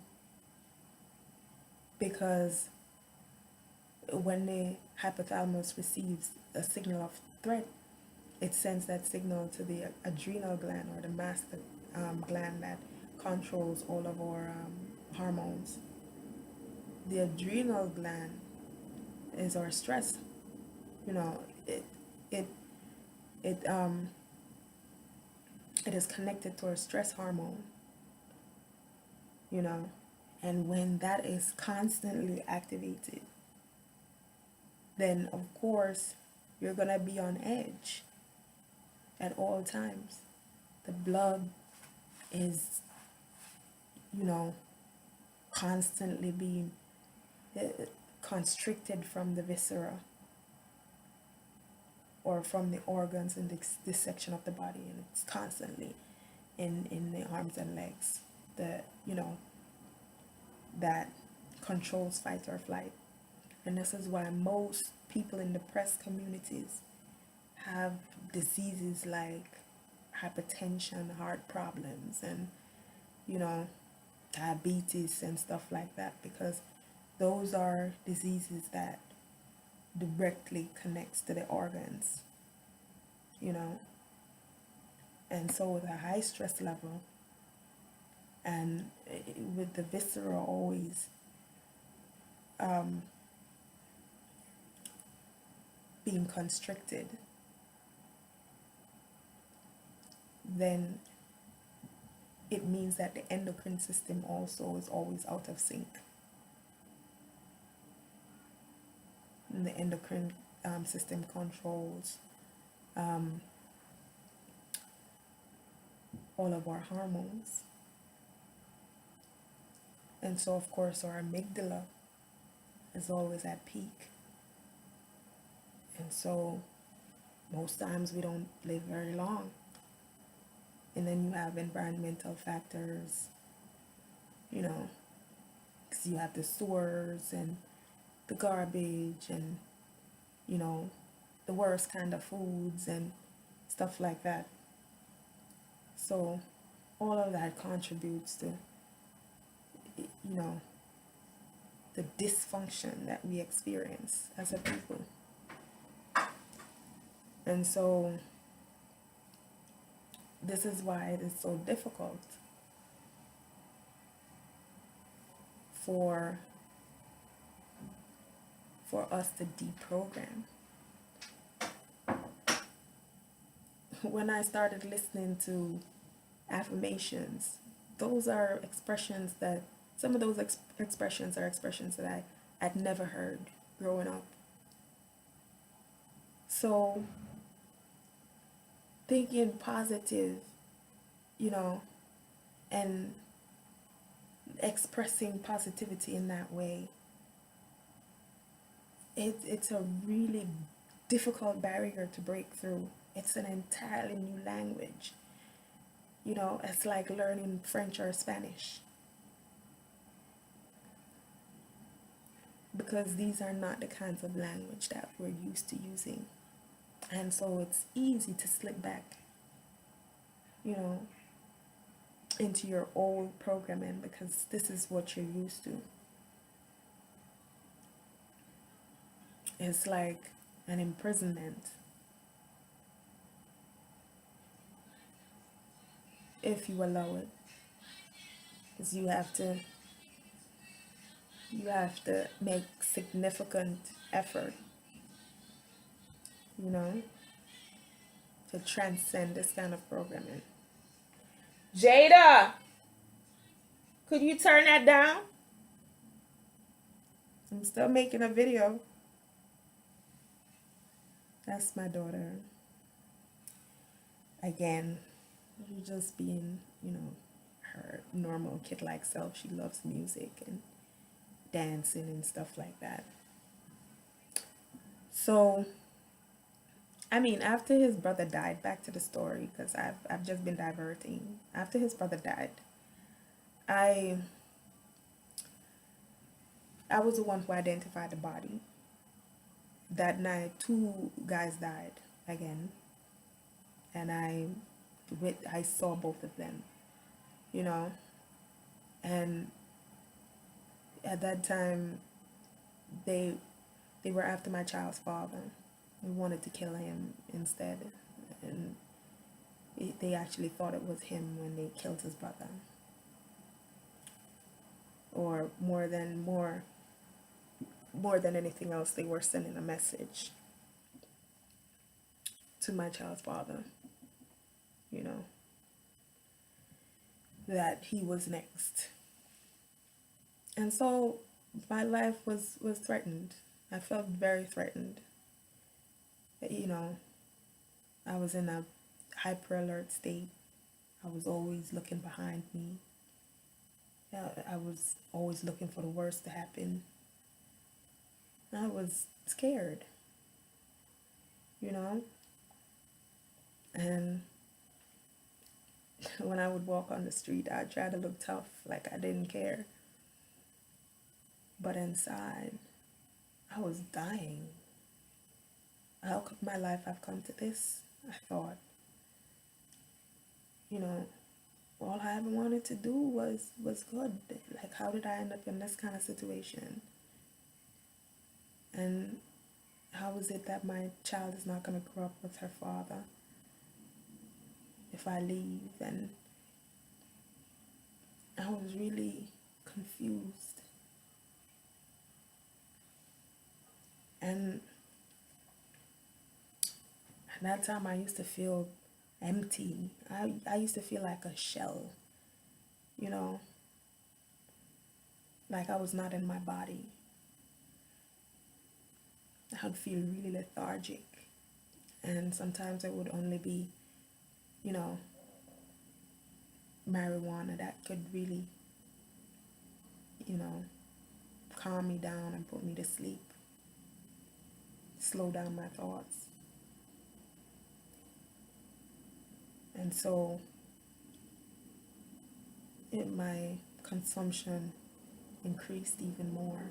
And I started writing songs, and I wrote more and more and more and more songs, you know, to sort of escape my present reality.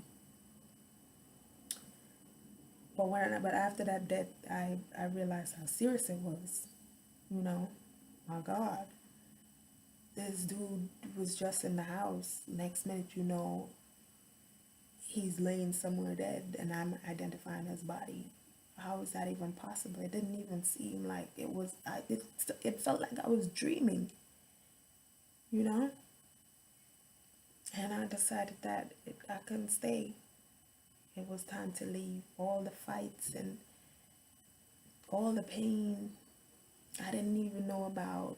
As I said before, we didn't know about therapy. We didn't know about mental illness. The only thing we knew or considered to be mental illness was when we saw people in the streets wearing rags and dirty clothes and eating from the garbage bin. We didn't know about depression and, you know, how substances affects the brain and anxiety and all the things I was feeling. I knew none of it. And so I had an American visa. And eventually the police had caught up to my child's father.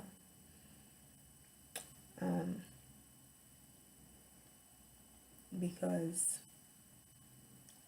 he was involved in activities or alleged, you know. And whenever you're in a situation like that, even if it's alleged, then you're responsible, you know. And the only other course of action is to have you face justice. And so I'm sure he was doing things. I mean, he was a ticking time bomb. He had lost 2 brothers and a mother in less than 5 years. He had just gotten deported. You know, he had this subconscious programming and, you know, all of this negativity and dysfunction going on, you know. So he wasn't in a very good place with all of this corrosion. And so after he was locked up, I decided to leave. The environment was really tense. And I didn't want to be there anymore. I didn't know what could happen. People close to me just died. Everybody wanted to kill this man, and he was my child's father. We were threatened. My life was threatened. And so I decided to leave. Fight or flight. Because of the fear I was experiencing, I decided to flee. Because my environment was perceived to be dangerous based on the experiences I had and the things that I'd witnessed. And so I wanted myself and my daughter to be in a different environment. So I came to America. We both had US visas. Because Digicels are very, you know, when you're working with a company like Digicel, it's easier for you to get, you know, certain kinds of advantages and benefits. So that was one of the things that I got, because I was always curious about traveling. I'd been to America before, but I never stayed. But this time I decided I wasn't coming back. And so I left. I was, you know, thinking I needed to secure a future for my daughter. You know, I didn't want her to live like this, you know, to live in fear or, you know, or for her to be affected in this way. So I came to America. And of course I was undocumented.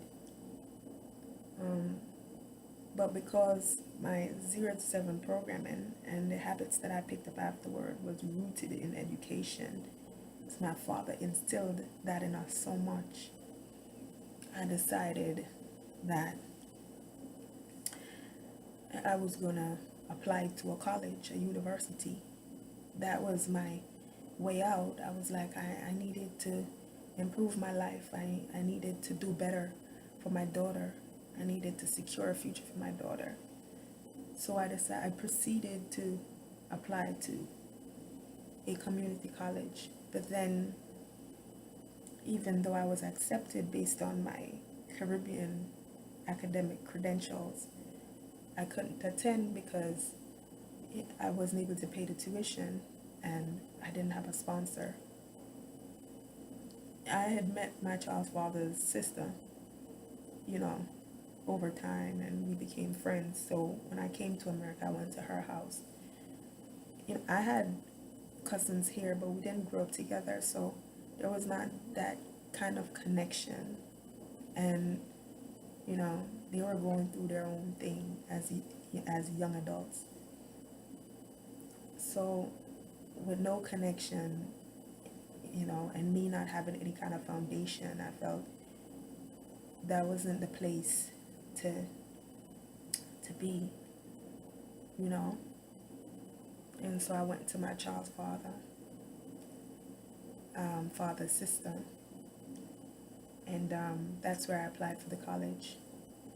But then I was charged the international tuition rate, and I couldn't pay it because, of course, I was working.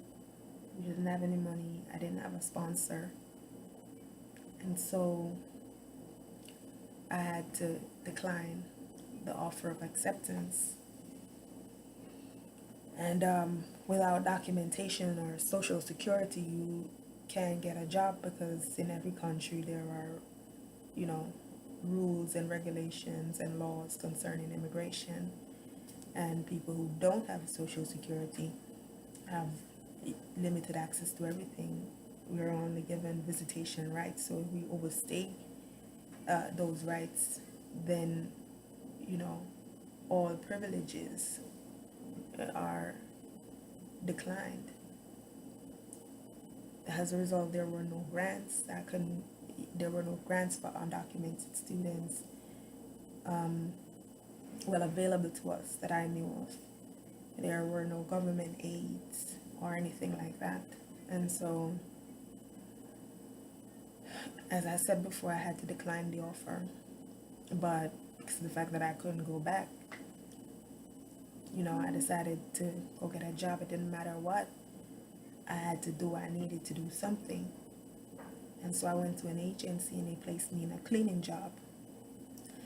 And I remember when doing that job, I remember feeling just like my mother, because I was doing the same things I saw her doing when I was 5 years old. I was washing, I was cleaning, I was cooking, I was ironing, I was doing so much work, you know. And in that moment, I thought to myself, wow, it was like having a flashback. I'm like, wow, I feel just like my mother. I would sweat. When I was done, I would be in aches and pains because I had to clean like 3 floors. It was a very big home in Kew Gardens, and I was the only aide there. And so I was aching all over. But then, as an undocumented immigrant, you don't get the same amount of pay that you would give to someone with legal working papers, or someone who's a citizen. And most times citizens don't take those kind of jobs, you know, unless they really love it. And so I was earning a minimal amount. I was living in for 6 days. I was working for 10 hours a day. You know, I was getting like $300 for 6 days, 10 hours a day. And I was in excruciating pain. At one point I woke up, my hand was swollen, you know, from the work that I'd done. And I couldn't manage. So I quit, you know, and went back to my child's aunt's house. And she had her own challenges because we were in a depressed community. She was receiving benefits from welfare. So, you know, it only lasted for a limited amount of time per month. And, you know, I was feeling some types of ways because I couldn't contribute. And I was such an independent person. It's, you know, always a burden for me to rely on somebody else. I always wanted to have my own, to do for myself, to be better, you know, and I couldn't do that. I felt helpless. And so it was a year after I came up that I sent for my daughter because I didn't have the money at the time to bring her up with me. So I decided to come up and work and, and get enough money to take her with me. That time she was staying with my mom, and she had to be taking private transportations to go to school and to be on the lay low as well. And so eventually I've met someone who helped me with her plane fare, and she was able to come up.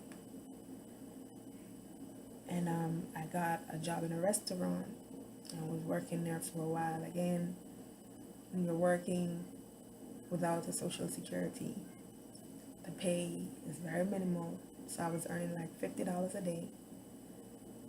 But the fact that I was able to come home at nights meant a lot for me, because I was able to see my daughter when I came home. And because I wasn't paying rent at the time, I was able to save from the $250 I was earning per week for like 8-9 hours of work per day. I was able to save that, and I decided that I wanted to take my GEDs at York College. At that time it was $400 and change. So I saved and saved and saved, because the first I think the first 3 weeks of my job, it was practice, so I didn't get full pay. But after that, I started getting full pay, and I saved the money, saved and saved until I got to the $400 and change, and then I started going to classes in the mornings, and then I would work in the evenings and close at night. So I would get home like about 2 p.m., get up early, get to class by 7 a.m. And I was thinking, well, if I get my GEDs, then maybe this would help, to improve my status. And so I got it. But then after I took the exams, I passed. But then I realized that I still couldn't use it. It didn't mean anything without the Social Security. So I started searching for more options. I'm like, what could I do to improve my status? It's so hard. Like, these jobs are so hard. I've never done these kinds of jobs before. And eventually I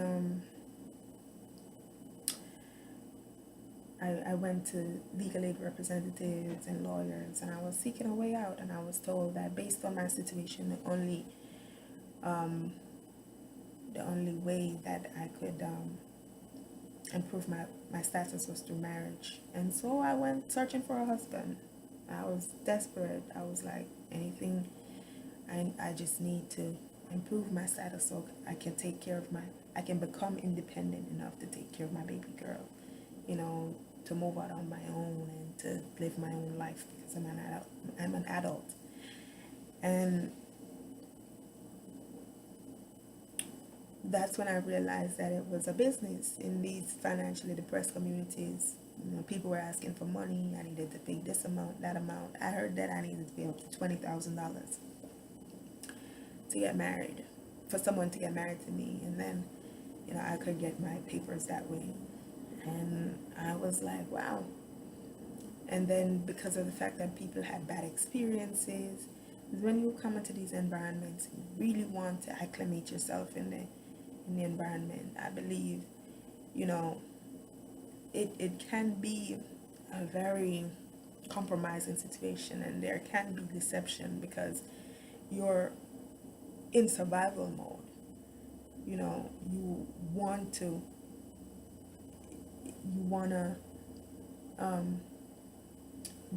your experiences are so difficult, you just want to get through it so bad that you will you can be deceptive in order to get to your end. So there are people who had bad experiences, and there was a lot of mistrust in these kinds of situations. And so I met people, but these were the experiences. I mean, I already had my whole baggage from my old community. I really didn't want to get into any kind of relationship whatsoever. But eventually, I decided I'm gonna try. That time, my child's father was calling me, like he always you know, got himself a phone, and he would make phone calls to me because he had heard that I left, and I told him why, and I was very angry at him because I didn't even understand any of it. I was very angry. I felt like I experienced all of what I experienced, or most of what I experienced, because of his misguidedness. And again, the frustration was expressed in anger, and for a while we had that kind of tension, but he always felt the need to be protective just the same, because he knew the environment I was in, and he was still holding on to. And eventually I started talking to him again, and we I told him that there was no relationship. I mean, it was very destructive, and I had experienced nothing but pain. I had to separate myself from it, and I needed to secure a future for my daughter. And he understood, you know. But then I didn't deny him the right to speak to his child at any given time. They really loved each other, and their relationship was even closer than mine. Despite who he was outside, he was her father, always at home. And I allowed them to maintain that connection. So I would always hand her the phone, have her speak to him and stuff like that. And he would always try his best to, be a part of her life, know what is going on, ask about homework, try to help whenever he could, or whenever he got access to a phone.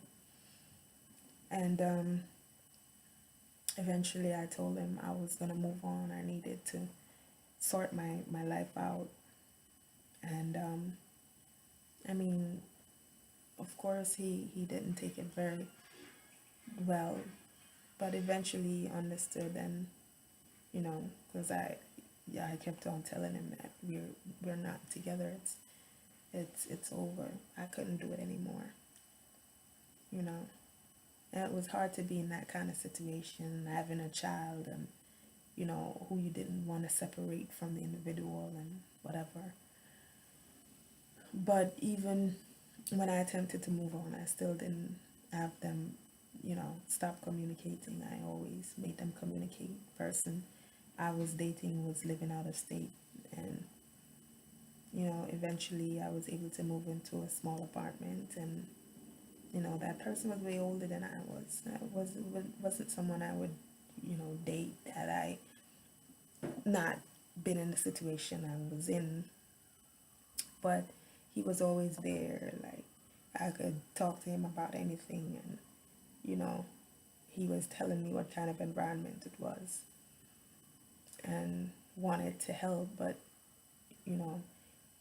he wasn't trying to make the extra effort if he wasn't involved. And that's usually the situation in these kinds of communities.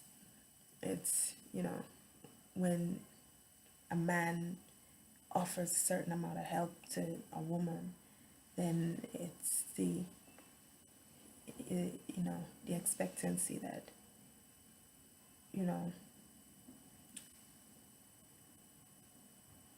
they would probably get together because he's kind, because he likes her. And I held out for a long time, like for a year. I didn't want to get into any kind of relationship. this person was still very kind. And eventually,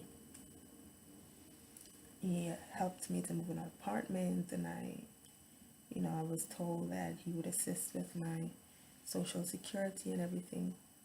But of course, it didn't work out. Eventually, I found out that, I mean, we had our differences, and his perception or concept of a relationship was very different from mine.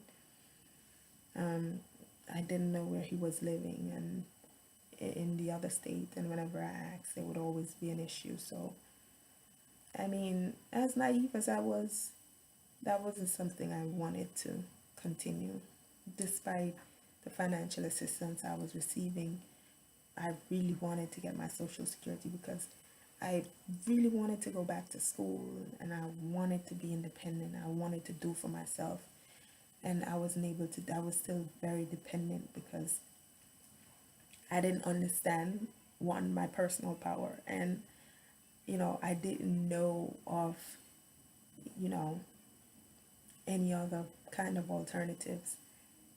By the time I'd moved out of my child's aunt house, we weren't really seeing eye to eye. You know, again, the frustration, you know, mounted into, a situation where we didn't argue, but, you know, our flow changed, and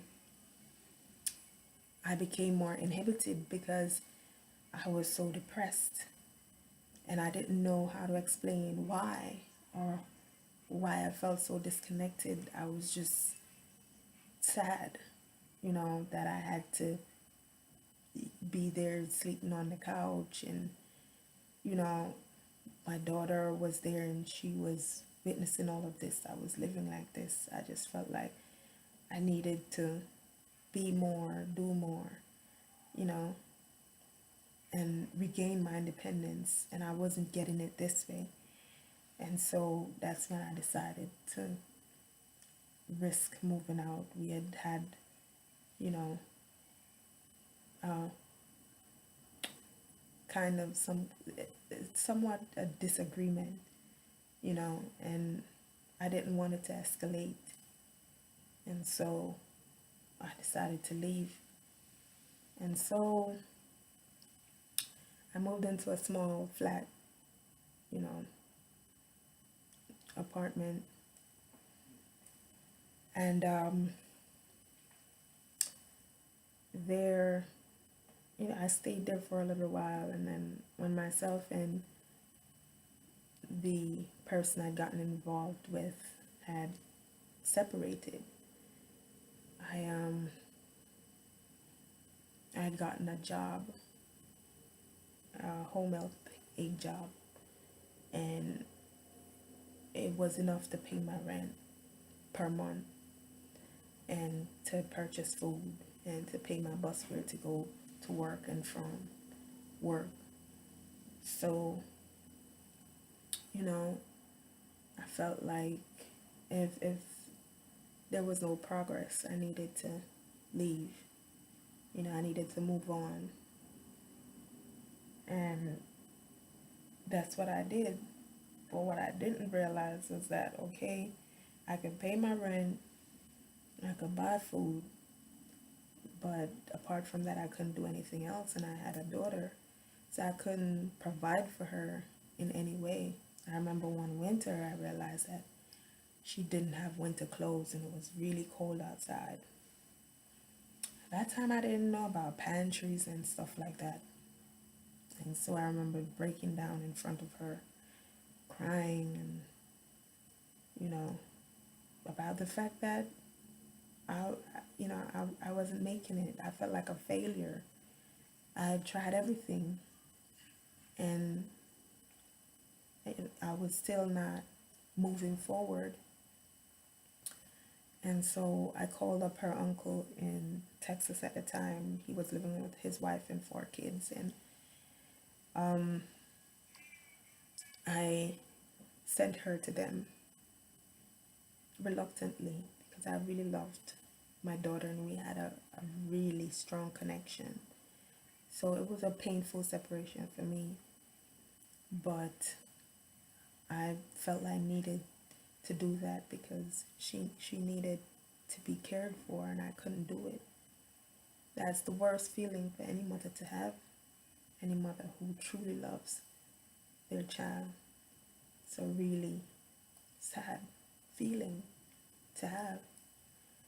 And so after she left, I continued working and I realized, I was feeling worse and worse. Like my brain wasn't functioning the way it was. And my boss had encouraged me to go back to school, but then because I was still using substances heavily, and I had noticed that my brain, I wasn't able to focus very well.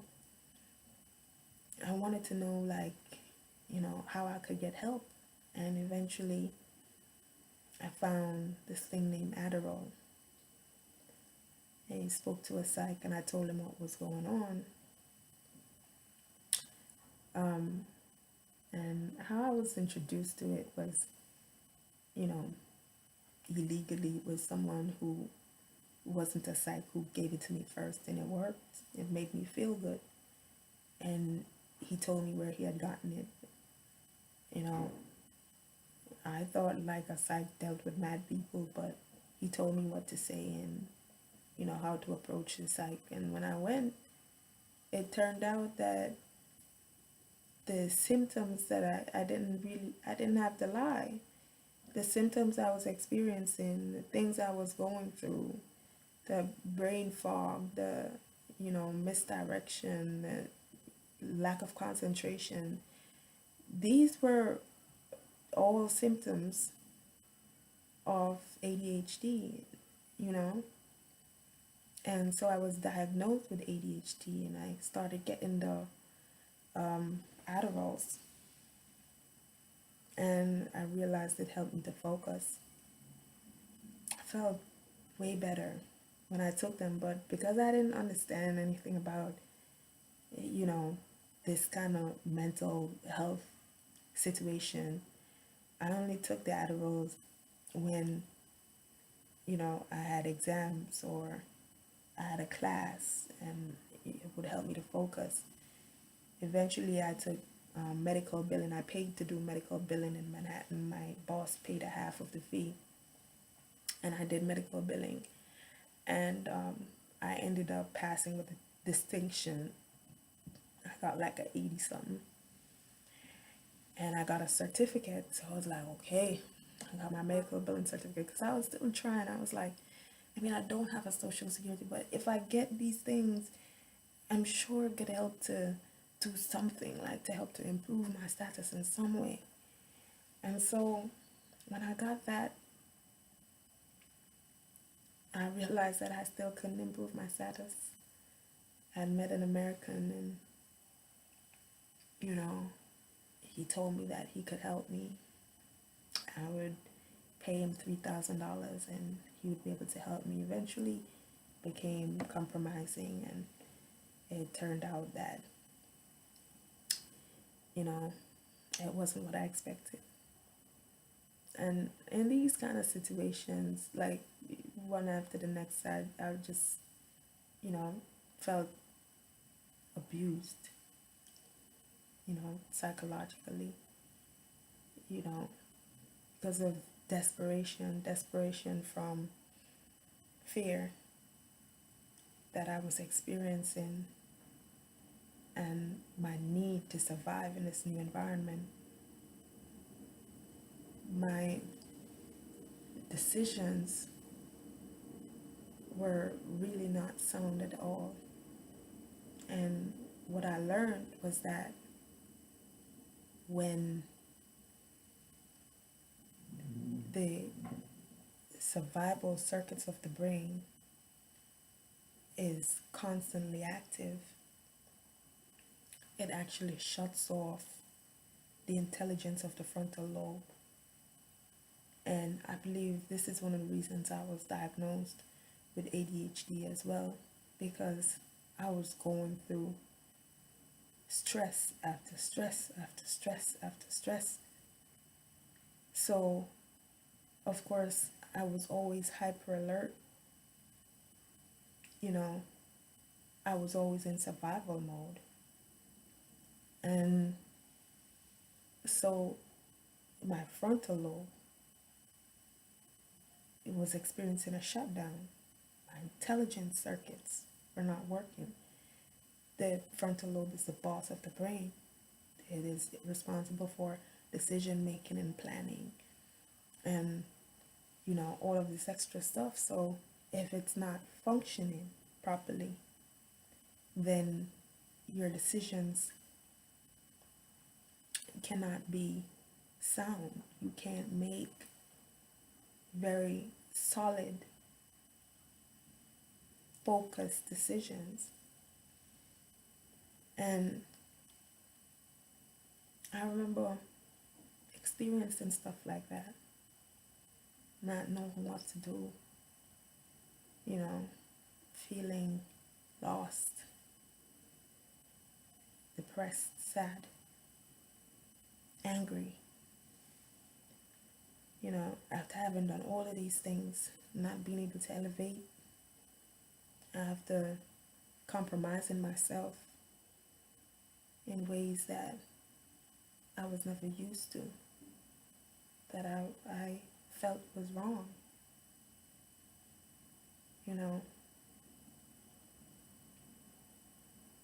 but that I would use substances to kind of cushion the effect off,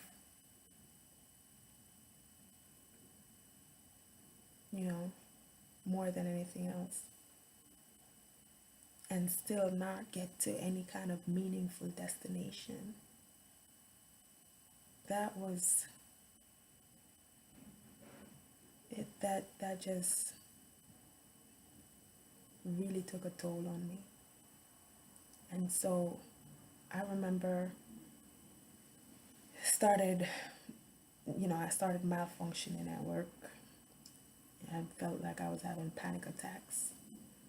I remember my patient had dementia, and I remember one time taking her to her appointment, and I was, it's like I forgot that I was supposed to take her with me everywhere that I went, and I went to the bathroom. By the time I came out, she was gone. And I was just running all up and down Park Slope trying to find her until I finally caught up with her. I remember being at the program with her and just sitting outside and crying. And people were asking, like, what happened? And I just couldn't explain. I was just going through a lot of emotions that I didn't understand. And I didn't know how to get help, And I remember calling my boss at one point saying that I have a panic attack. It's when I was at the center with her sister. I needed to go home because I was experiencing a panic attack. And eventually, I just couldn't go to work. I would just get up and not be able to go. I couldn't get out of bed. And I would call in sick. And then eventually, I stopped working there. And, without a plan. And so eventually what I started doing was, I started selling my pills. And that was able to help me to cover the rent, because I was like, what am I going to do? I couldn't go back to work because I couldn't go. I couldn't move. I mentally I was drained. Physically I was drained. I didn't have any kind of benefits. Didn't have anyone responsible around me. And so I needed to survive. And that's when I started selling, as I said before, selling my pills, and I got customers, and people were interested, and I used the money to pay my rent and to eat. And I would just buy more substances and more substances because I was unhappy. And my condition just started getting worse and worse. And I was writing songs, but I sort of stopped trying, because I didn't know what to do. I didn't know what else to do. I didn't have any kind of guidance. I didn't know about any kind of therapist. I didn't have any kind of insurance. I didn't understand my environment or anything like that. So, as a young girl who had gone through so much and who was still trying to move forward, you know, in this new environment with obstacles on top of obstacles, I, you know, I just didn't know what to do next. And what ended up happening was I had a mental breakdown, or a psychotic episode. And it was life changing. It was a weird mental breakdown because I knew everything that was going on around me, but I just couldn't control it. And it felt like a sort of awakening, but my biological wiring was so dysfunctionally altered and changed that my brain didn't know how to respond,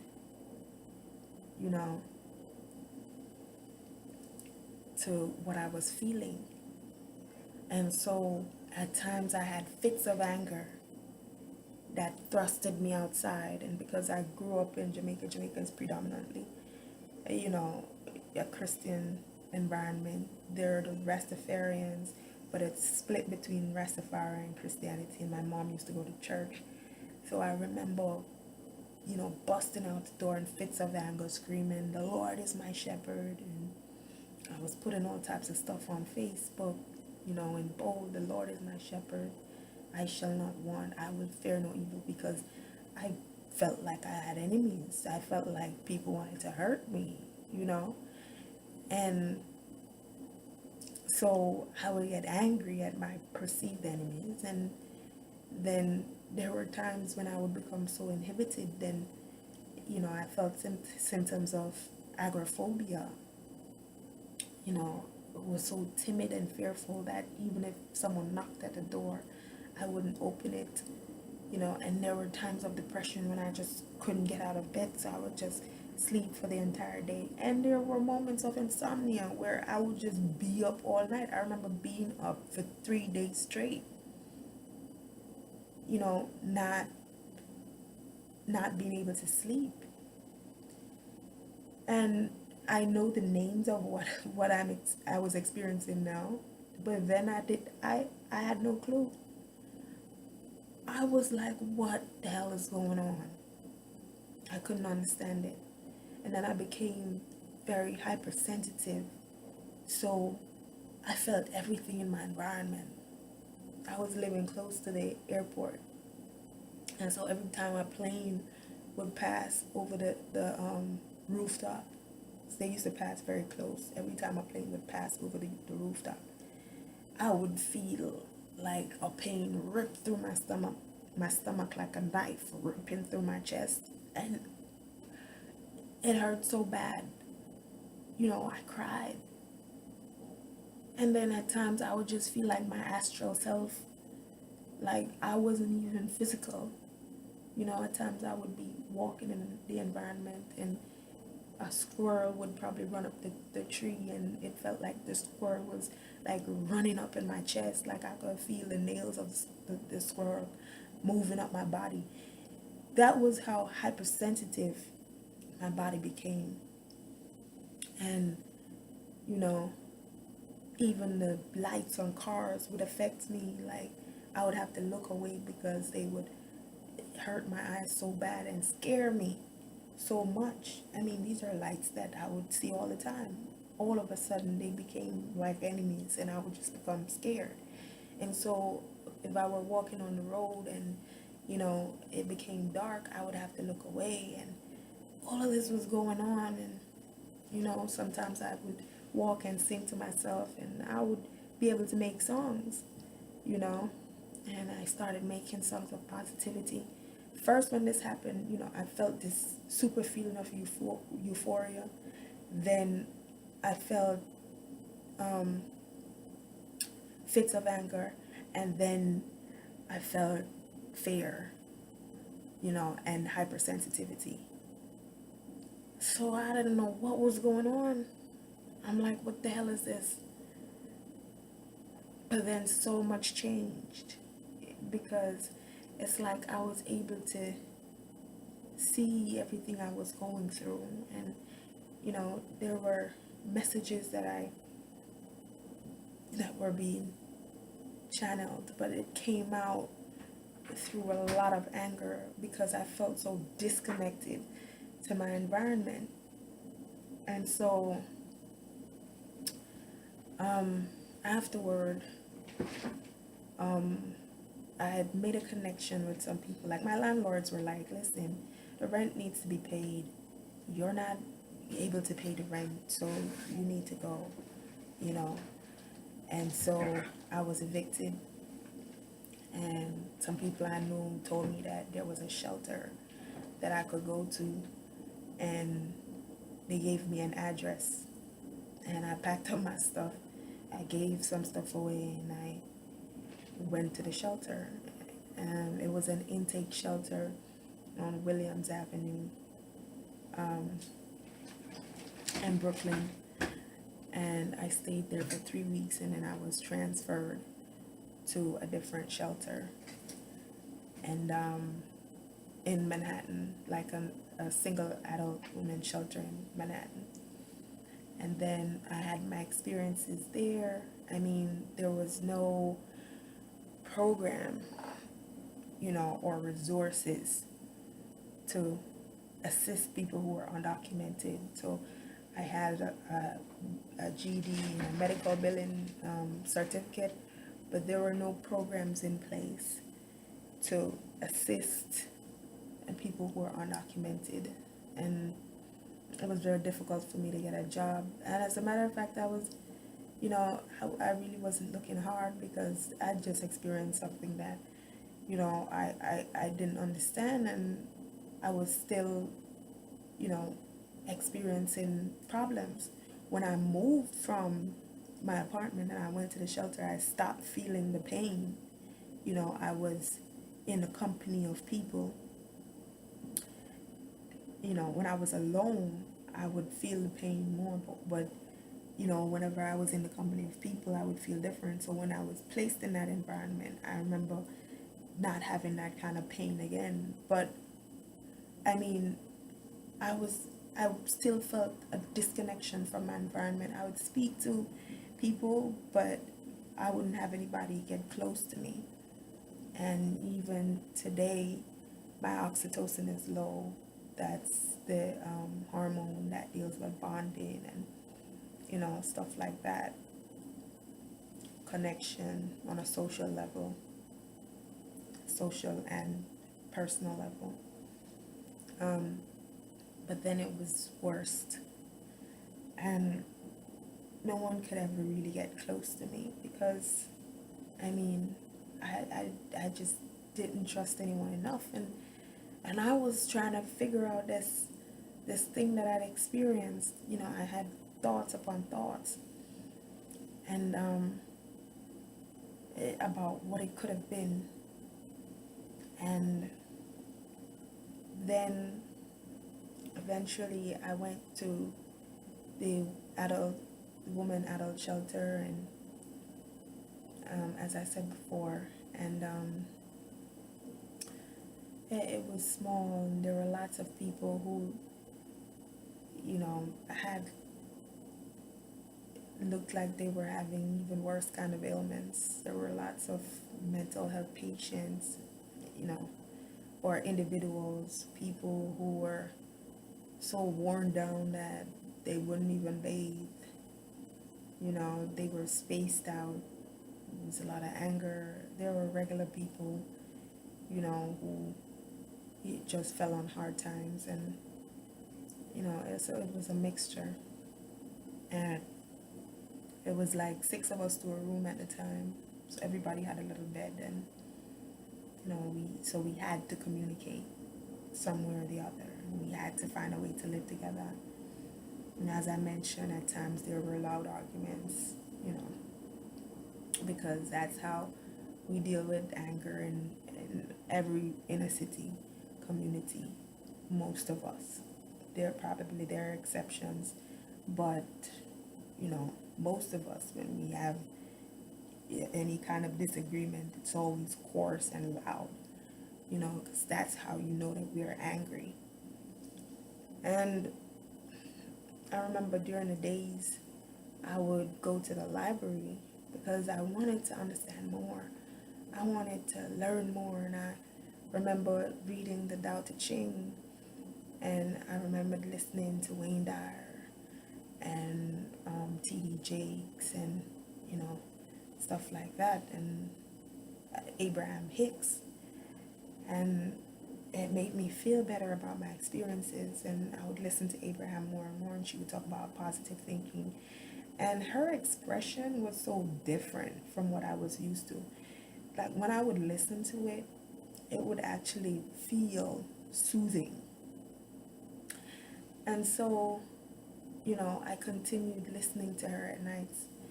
um, I had done a video for one of my songs. Like I had went to the studio and I did one of my songs and stuff like that, but it didn't materialize into anything really. Um, it didn't materialize. I didn't have any kind of help, and you know, it was filled with sad emotions because it was a song I'd written to my daughter, and so that also was kind of a disappointment. But I remember trying to find my gifts and talents, and I was like, I know I have gifts and talents. I mean, I I can't find any kind of direction in this kind of environment, with um, the academic accreditations that I'd acquired. But I was thinking there must be some kind of, I must have a gift or a talent. If I have a gift or a talent, then I definitely can do something with that. And I remember thinking about the fact that I was good at writing in school because, I mean, when I'd done my CXC exams, I remember getting distinctions in both English literature and English language. So, and when I got into university, I applied to law, but I got into literatures and English because they figured that was my strength. And I did general paper um, back home, and I got a B. And when I did the GDs, I got the highest mark in the English section. And so I was like, I'm good at writing, I need to write a book, but I didn't know what to write about,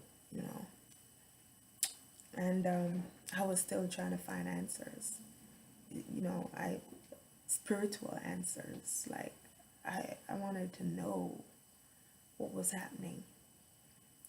And then I remember not understanding very clearly, but I kept on listening to Wayne Dyer and Abraham Hicks, and reading the Tao Te Ching and listening to T.D. Jakes, and trying to figure it all out.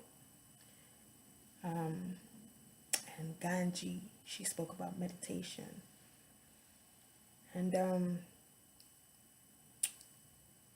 I got health insurance, and I decided I was going to go to the doctor to find out, what was going on, because I was feeling aches and pains in my muscles, in my back, excruciating pains in my lower back and in my upper back. And I was like, I need to find out what's going on. And then I remember going, and they, you know, proceeded to put me in the physical therapy program. And so I did that for a while, but the problems didn't ease. But afterwards, I mean, going through the same motion, it ended up that the power of attorney that I had signed for my daughter to stay with her uncle in Texas had expired. By this time, they had moved to Alabama. And I was feeling really empty without my child. And so I was like, well, the power of attorney is up, so I need to, I definitely need to take her back. At that time, I don't know, my decisions were, as I said before, still were not sound because I didn't know where she was going to go. I didn't have a place.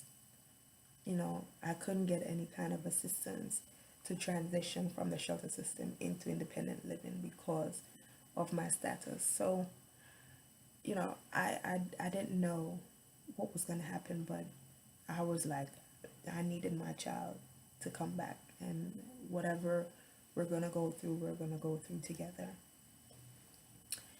And then, you know, I told her uncle I was, you know, I wanted her back, and I kind of lied. I told him I was situated, you know, and they believed me. And so I got her the plane ticket, and they sent her packing. When I picked her up at the airport, you know, I had no home. We were really happy to see each other. Like, we embraced, you know, excitedly and stuff like that. I was excited to see how she had grown, and, you know, and we went straight we went straight to Path Homeless. And that's a place that places families into shelter. That was the direction I'd gotten from the adult women's shelter that I was in, that's where I needed to take her. And so we spent the entire night there. She was devastated because home in Alabama looked really nice, you know. And to come home and to come back to New York and to hear that we don't really have a home, that was a shocker. And so we spent the entire night at Path Homeless, and, you know, she started crying because the lines were very long. There were lots of families there. And, you know, we had to stay up until like late in the night. We were transferred to a hotel, and we slept for about 4 hours. We went there like after 12, and we slept for about 4 hours. And then we were up again and taken back to Path so that we could be placed. And then we were transferred to a family shelter. And this is where I'm at now. This is what a shelter looks like, you know. It's my fridge. You have the kitchen over there, you know, and our beds are on either side. This is the table that I'm using. So it's a really small space. But I got here like 3 years ago. And, you know, as I stated before, there are no kind of resources to transition families from the shelter system into independent living. But there was a determination within me to still find my gifts and talents. That was still a quest when my daughter came home. I still didn't understand my experiences completely. And so I was still searching, always searching for more and more knowledge, more and more information. And when she came back, I remembered she was drawing a lot. Like, she's been drawing since she was 2 years old, but when she got back, her drawing looked really different, you know. She was really good at it, and she would draw all the time. And I remember we started having conversations about gifts and talents, and I was telling her that that was a gift, you know. And I was telling her, well, I think my gift is writing, you know. And